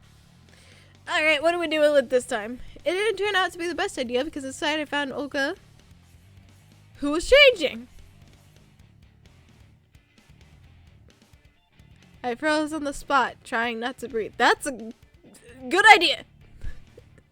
Finally, the camp leader noticed me. Sam! I looked away immediately. Friend who can check the clock once, wait a bit, and then the second time, to feel the flow of time, as he puts it, for the next few hours. Lucky fuck. What the that is so lucky! The hell? Nah. I could never, man. I couldn't. There was. Oh my gosh. I don't remember exactly what it was, but there was something. Like, I woke up this morning and I was like, did I do this thing? Am I sure I did this? Did I? Did I set this for the right time? Did I really, though? Did I not? Like, I could not. No. Time is. Time is a mythical entity that I cannot escape. But it refuses to give me the secrets to it. I looked away immediately. Smart. Have you heard of knocking? Now get out. Yeah, that was real clumsy. Although I did enjoy the...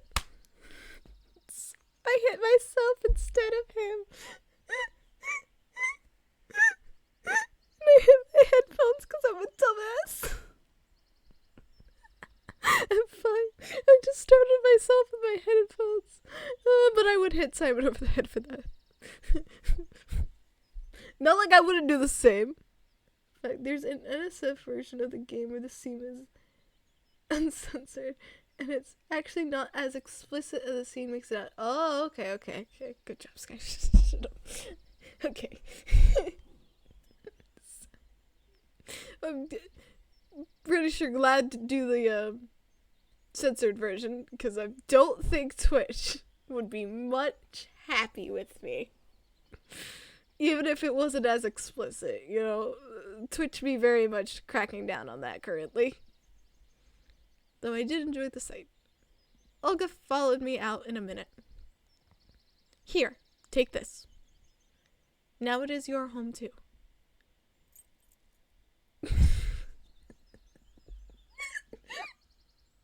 Yeah, the answer should be banned at the end of most words. Yeah, that sounds about right. But I do love she comes out and gives him a key after he walked in on her. I would not be giving that man a key. Like, I get she's doing it as the leader, but if somebody walked in on me changing, I would not give them the key to the place where I was changing. Clearly, you don't fucking need it. And honestly, maybe if I lock the door, you can't come in. There are more instances that could happen because of the key. I put it in my pocket. Home. Of course, if you disregard how fantastical the current events were, this camp was far from being the worst place on Earth. But to call it home...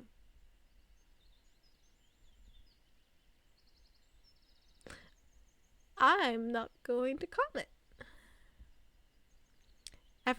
Just after one day spent here. Nope. I doubt I'll ever be able to do... so. Alright, let's go. We're late. Okay. But what about the sandwiches? Let me open my other fruit snacks. Good day. Good day. Hello. I'm sorry. Your username is awesome. I love it so much.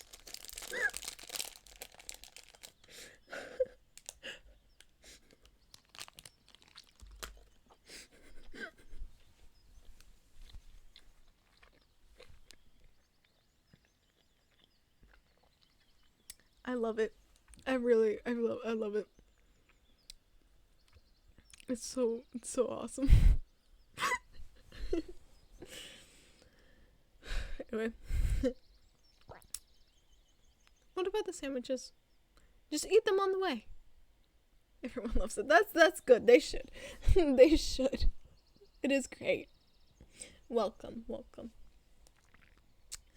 Just eat them on the way. We're passing along the lines of the pioneers' camps while I'm tucking into the ham sandwiches, and Olga kept on talking and talking. She was buzzing like a game of operation with Parkinson's. But I cared nothing but the food. The food means the most. Understood? Huh? You weren't listening? Sem, lie your ass off. Sorry. No. Sem! Today is the first day as your new life as a pioneer. And you should do your best so it becomes a happy life. Destroyed that game? Kinda. We're on day 2 currently. Currently it's been a ride. We have our protagonist who is... I think I'm starting to fall asleep. I think the scene I'm seeing end of second day instead of the first day though. Notice this version is different. Okay, so it might have been translated differently. Oh, that's interesting. Bye, Dano. Sleep well. Sleep well.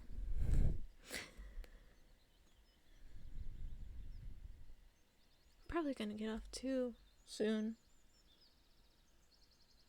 Because I'm getting EP too. Not yet though. I'll go on for a little longer, but I don't think I'm gonna make it to the second day.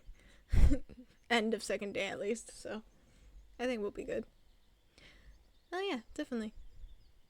I'm serious. A pioneer has many duties, great responsibility is conferred upon him to participate in social work, to help his juniors, to study, and to study, and study again. We here are all like one big family. And we'll become a part of it. Yeah, a part... I'd even sign a party membership card if it could save me from listening to this nonsense. I hope that after your term here is over, you'll keep the pleasant memories about our camp. Memories that will last your whole life. Haha, foreshadowing. If you don't come across something that comes off as Sam having an epiphany about the world, feel free to bug me and I'll tell you what the translation I read was. Okay, I will.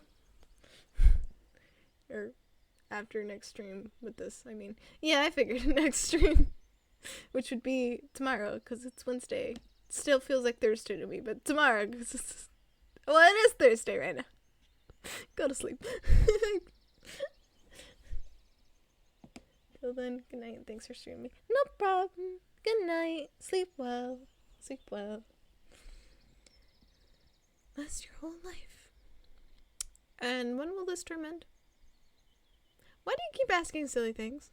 That's a great question. He's a dumbass, and he doesn't get out much. Glad to be working here. That's great. I'm happy to have you, Deadlock. Very happy. I'm adding that to the tally, though. That makes it up to 11. It seems I won't get any information out of her. Any information from her. Come on. Come on. Okay. A shame, really. This world appears to be so friendly, but it never bothered to introduce itself to me. Yes, forgive the world for not being like, hi, Sam, I'm the world. Like, no. Perhaps now I can take things somewhat easier than yesterday. It seems like I have some unspoken ceasefire with it.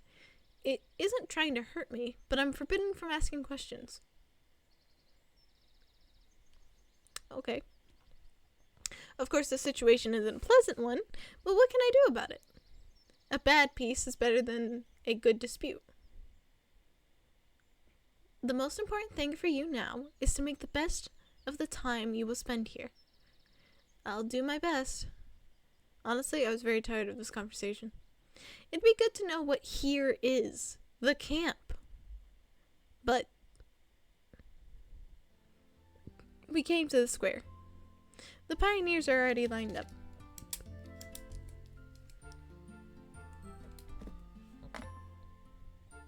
What? Is somebody not here yet?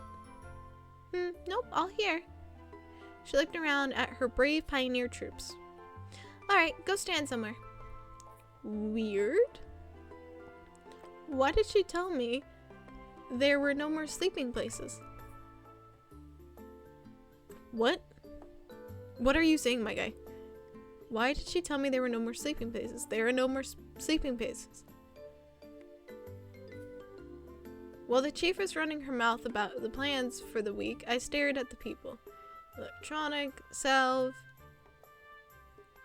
Nina. What is your name? The child, Yana, Alyssa. I don't remember you. Your Russian community made a lot for this game. To me, there's some mods and add-ons. There's no name, but English mods at all. Need some mods or something? Oh, I didn't know this game had mods. So this is my first time. She's Zinnia. Oh, okay. Called her Hen, I think. I can't, like... I don't...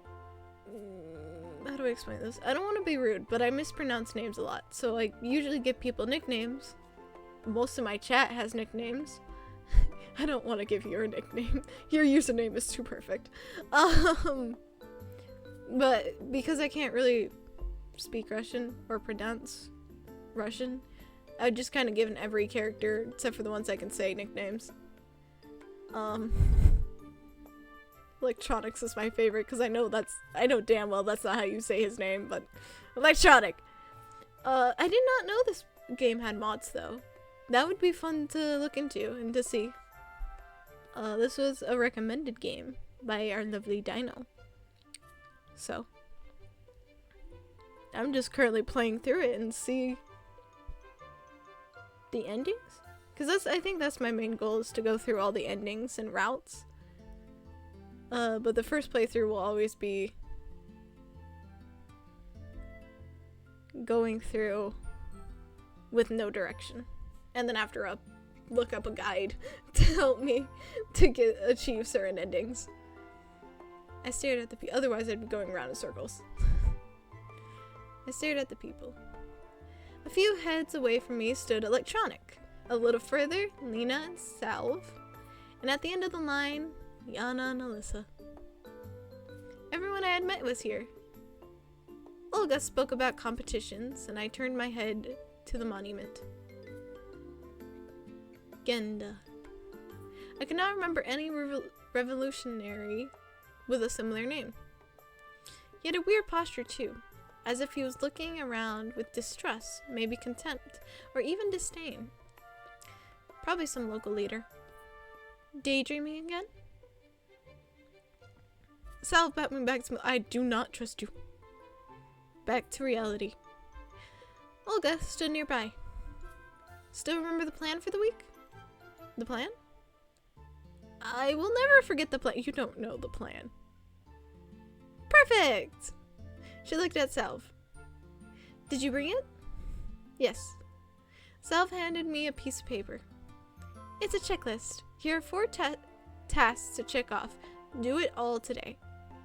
And before you start, sign up for a club. There are some clubs in the clubhouse and a music club in a separate building. Then visit the infirmary. And finally, visit the library. Got it? Yes. The checklist seemed like a good chance to find out something, since I had to go to places I haven't seen before. Come on. Then come on, start right now. What about lunch? Don't worry, I'll bring you some more sandwiches. The checklist is more important. Good luck. They departed too fast for me to ask anything else. Missed breakfast, now I'll miss lunch too. This ain't good. Maybe I'll manage it in time somehow? Lunch starts at 1 p.m. Then again, if I go there, I might miss a place from the checklist. Okay, it's too early to go to the canteen anyway. Oh. Oh, hello. Huh.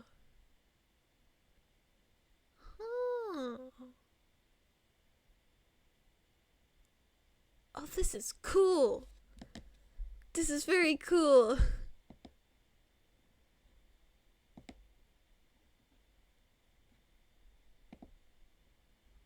I love the little icons. Huh.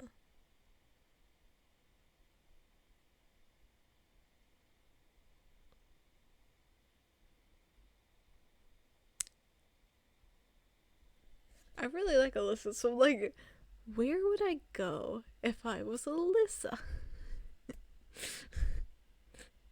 Not here. Not the library. To notice the protagonist is so. Oh yes, we notice. We are keeping a tally list, and we're currently at 12 of excuses we've had to make for him. Because every time he does something dumb, we've just been like, Sam doesn't get out much. So, currently 12. Kitchen. I feel like Lana would be here, though. Infirmary. What's the point of visiting the infirmary? My health was fine. The fresh local air clearly did me some good. I felt fresher than usual. But I just have to visit it. I entered. A common infirmary, like my school doctor's room. Hi. Hello. Your eyes are very pretty. Hi. I was not expecting music. Shut up. A middle-aged woman sat at the table. Obviously, she was the nurse. She gazed intently at me, assessing while continuing to write something. Well, hello, Pioneer, said the nurse without being distracted from her work. Good afternoon, ma'am. I have something. Sit down, please. I looked around the room. On the couch. I sat down. Strip. Hi? What? She said all of it with an even tone. What for? To inspect, to escalate, to check on your health, you know. I mean, I figured that, but like, by the way, my name is Violetta, but you can call me Viola. Hi, Viola, you concern me already. She turned to me. What are you waiting for? Strip. But I have no health issues. I've got this. I neatly give her the paper. Later. Don't tell me later! She took the stethoscope off her neck. Seems like she intended to probe me with it. Save me. Whoever you are, save me. But someone knocked on the door. The nurse answered unwillingly. Come in. In the moment, the door opened widely, and Electronic, oh thank God. Electronic, you are my savior. Rushed inside. Oh no, baby, what happened? I fell during the football game.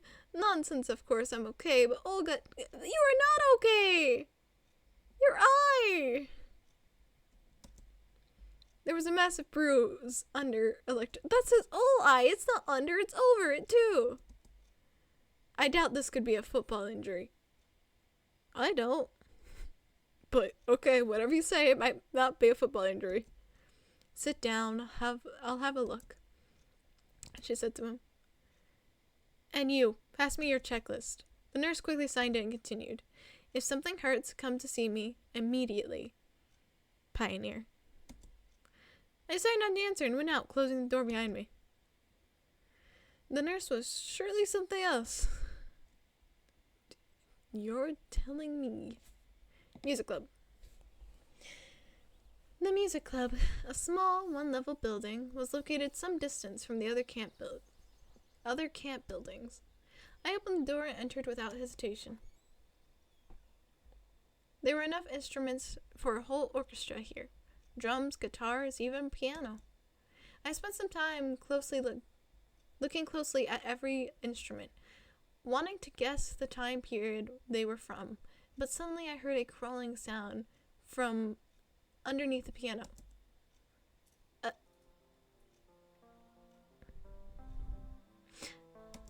A girl, she seemed to be looking for something, so just was, excuse me.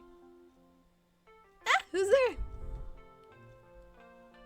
She tried to stand up, but the bottom of the piano prevented her from doing so.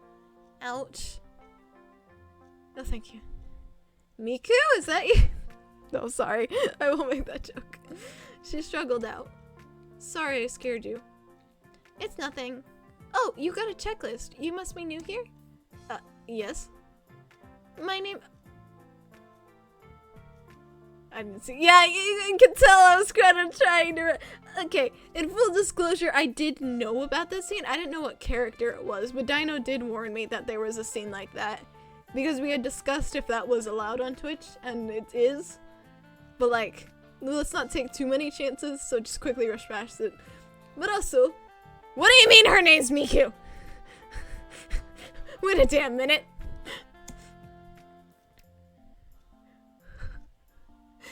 No, really, I'm serious. Nobody believes me, but it's my real name.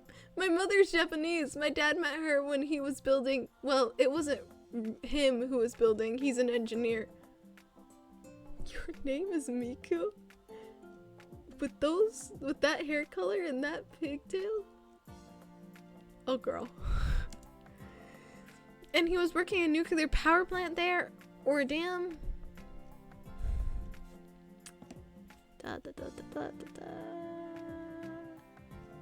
da da da. No more bots.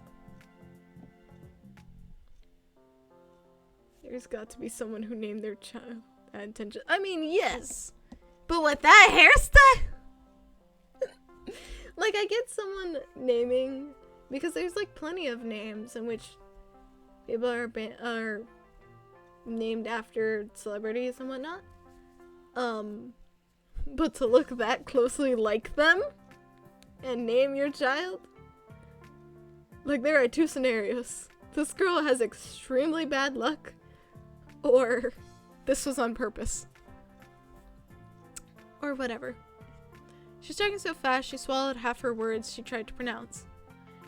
I'm Sem. Great! Want to be in our club?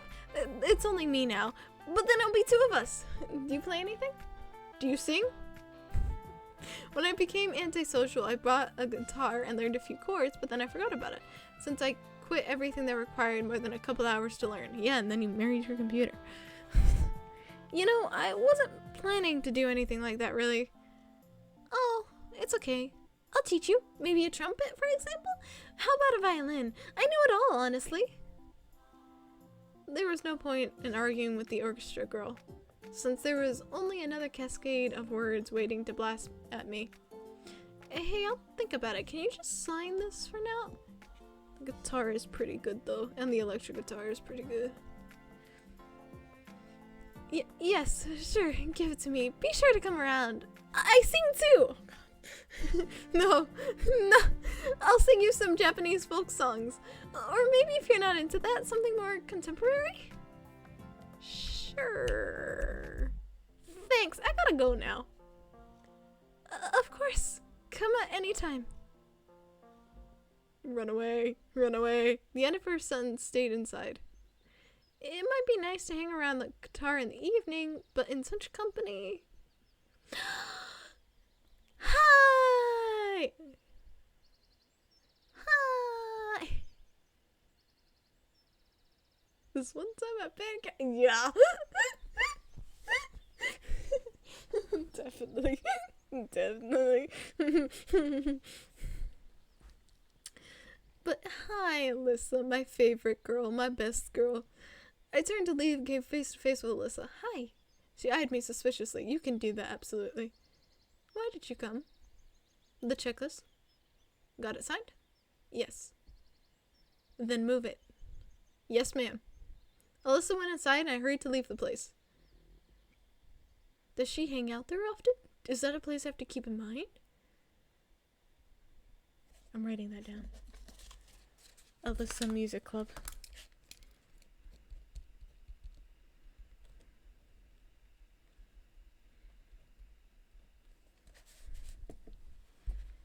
Anyway, to the library. Yeah, might as well.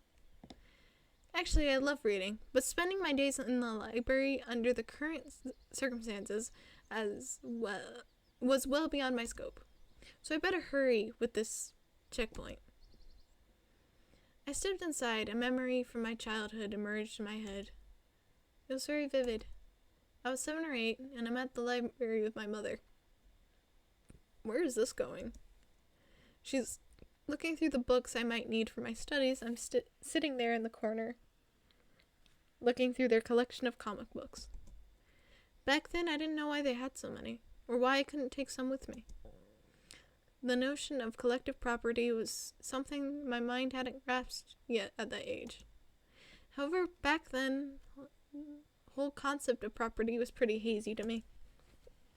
This memory seemed even stranger now, while I was standing in this particular camp, where they might have managed to build communism in 3 years.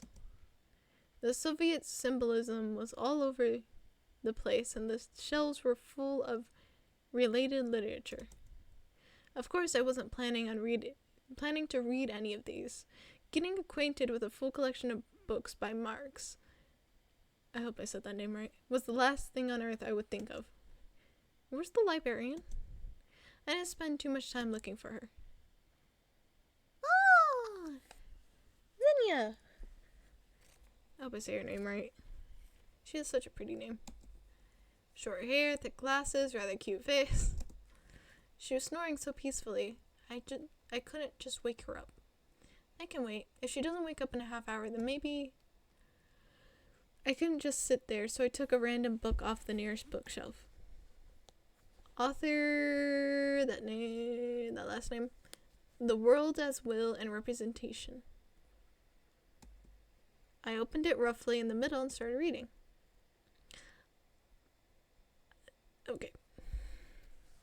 The life of a man, with its endless upkeep, wants, and suffering, is to be regarded as an explanation and paraphrase of the prerogative act, i.e., the absolute claim of will to live, and furthermore, it is also the reason the man owes nature his death, and thinks with anxiety of this debt. Is this not evidence that our existence involves guilt? Why are we getting philosophical? At any rate, we always exist, from time to time, paying with death for our birth. We always exist and alternately bear all the joy and sorrow of life, since neither of both can pass without some effect. That is the result of our stated will to live.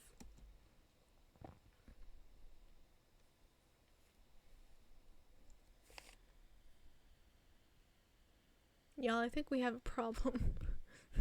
We got a slight problem here.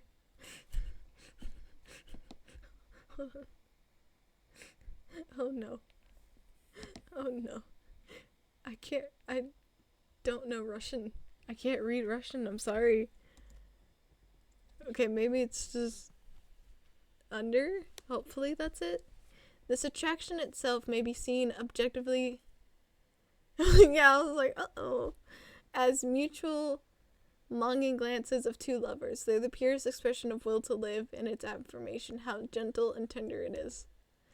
It wants happiness and quiet pleasure and mild joys for itself, for others, for all.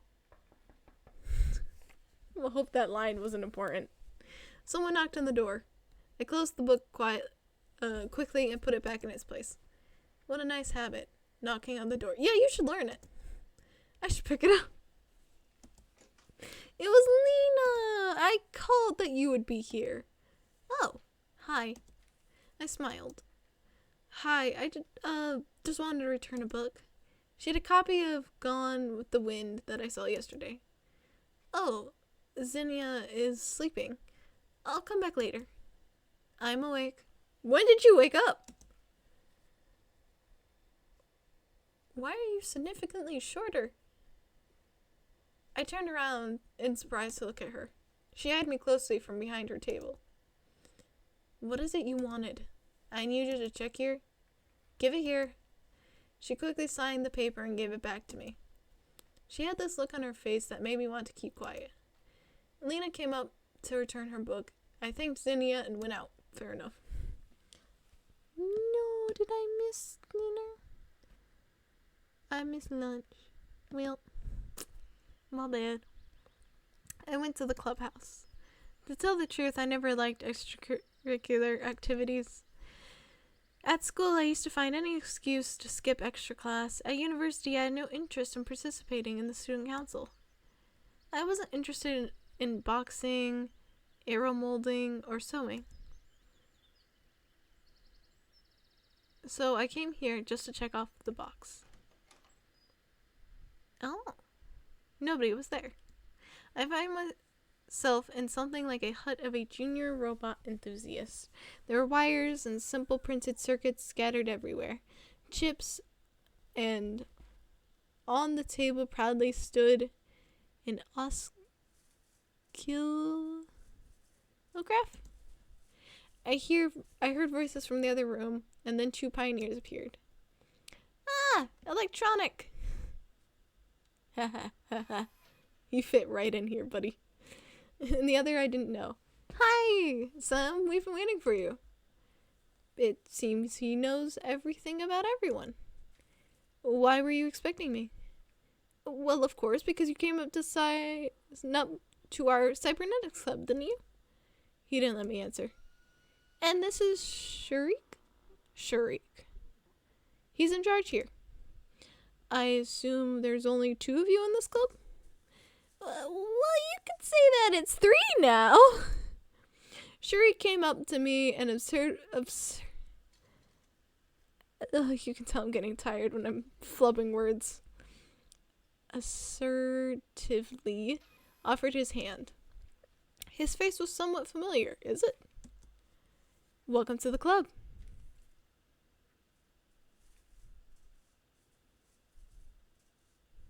Yeah. Yep. We had somehow the same reaction of, yeah, okay. Now I'll show you around. Make yourself at home. Guys, I just wanted to... We're always welcoming new members. There's only 2 of you. He said in such a way that the anthem of the Soviet Union suddenly started playing in my head. It was amazing. I even remembered the words. in the first grade, I had a textbook with the lyrics in the back. Oh, no, I just wanted you to sign my checklist. Yep, you sign up to the club, we'll sign your checklist. Yeah, we're being blackmailed. He grinned. I was getting ready for a long, boring argument, but then I heard someone enter. Salve! I looked back and saw Salve. Ah, Sam, I hope they're not giving you any trouble? She narrowed her eyes, looking at the future of the motherland's robotics industry. I know these two, they can... Well, actually, I need to get my checklist signed. I decided to take advantage of this situation. No problem, give it to me. Salve took the paper and marched up to Shriek. Sign it. Hold on, we're not done. Sign it. You're done. Sign it now. Scary. Good scary. She gave Shriek such a threatening look it made him lose every possible objection. He wrote some squiggles on the checklist, I thanked Salve, and I moved on in a mellow mood. Finally, I got all the signatures. Now I had to go back to Olga and give it to her. She was sitting in front of her cabin reading a book. It doesn't look like a good role model for the perfect pioneer that she was planning to turn me into. I wonder if her responsibilities extended beyond giving fiery speeches that line up, scolding Yana, and getting involved into my moral, physical, and ideological growth. Here, I offered her my checklist. She placed it in her pocket without even looking at the signatures. Great, I could have signed it myself without going anywhere. Perfect. So did you meet our nurse? Yes. She scares me.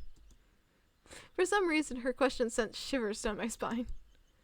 Which club have you signed up for? I need to think first. That's a pity. It's vital for you to sign in somewhere tomorrow. Of course, sure. Right. It's time to go to dinner. About time, I was getting hungry. Sorry we skipped. I headed to the canteen together with Olga. I looked into the sky and noticed the sun was already setting. Alyssa! On the porch stood Alyssa and Electra. Don't kill him. Yana and Salve. Uh-oh. As came up, I heard what they were talking about. And never call me Diva Chi again, or you'll get another one. Well, goodbye, Electronic. I didn't call you that! You're hearing things! I don't think she is. He did. I heard it all. You weren't even there! I was in the bushes! You're... Pump the child. Come on, you guys, stop it. So it wasn't a football injury Electronic suffered earlier I take back my... What happened to you? Honey. Yeah, no. If it's by Alyssa, you deserved it. The nurse did a good job. I can hardly even see his black eye. Olga came up to them and asked about the ruckus. What happened? Alyssa and Cheesecough. I didn't do anything. She shrugged with antipathy?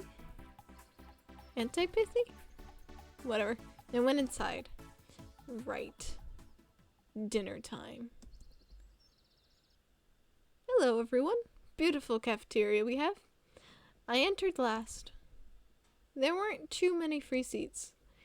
There were few free chairs near Alyssa across the canteen, but I'd starve a week or two, then risk my head. No, you will risk your head near her. I like her too much to let you do that. Sam's like, no, don't make me get close to her, and I'm dragging him over to her, like, no. There's also a seat near Yana, but I'm not into traditional Chinese whatever crawls cuisine. Finally, a free chair near Miku. Looks like I'll have to pick my poison. Mind if I sit here? What? No!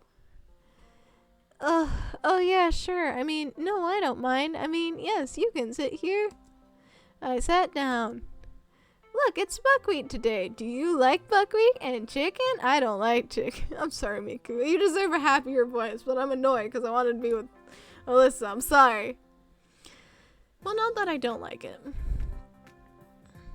But if you ask me if would I prefer stroganoff beef or ragu, no, maybe just a hamburger or rump steak. Do you like rump steak? I like steak. I'm not that picky about my food. Shut up, Sim. And that's the simple truth.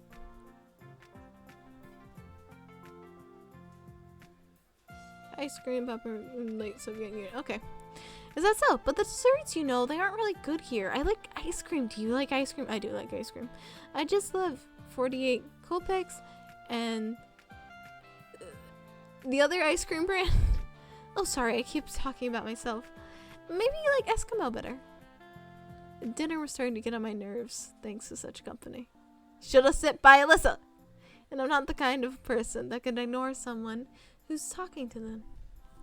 Even her. We're at the same table after all. Sever. You know, I once bought a coffee cone and started eating, and you know what? I found a screw there. A real screw. Can you imagine that? Or was it a bolt? I don't really know. Screws are the things you tighten with screwdrivers, and bolts are the things you turn with a winch, right? Yes. If there was a speed eating contest going on, I would probably be in the top 3 winners by now. Right. I'll be going. Enjoy your meal. I got up and headed outside. Miku was saying something, but her words were drowned by the crowd of loudly dining pioneers. Teach you to ignore our girl. I went out and sat on the stairs, waiting for my dinner to settle down a bit. I just sat there and watched night falling. Everything was so lively here during the day. Kids laughing, yelling happily, fooling and running around, constant chatter, games going on, swimming at the beach. But after dark, the camp changes entirely. The sounds of day are swapped for silence, only now and then broken by crickets chirping or a night bird. The camp was going to sleep. Every shadow you could see things, maybe a ghost or a spirit of the forest or a wild animal. A human being would be the last thing to expect. That's how it looked like last night. And now, the locals followed their routine very strictly. In the day, the camp was theirs. In the night, it belonged to the focus of nature, then to humans. Someone touched my shoulder. Whoever it is, I don't want it. I look back. Ah, it's electronic. Let's play cards. Alright, well that's a good place to save and get off.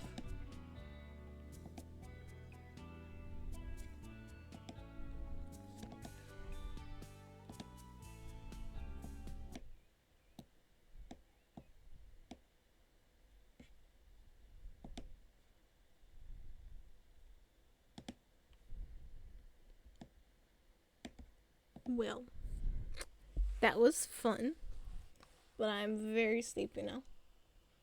And my headphones are most likely gonna die here in a bit. So, I should probably be getting off.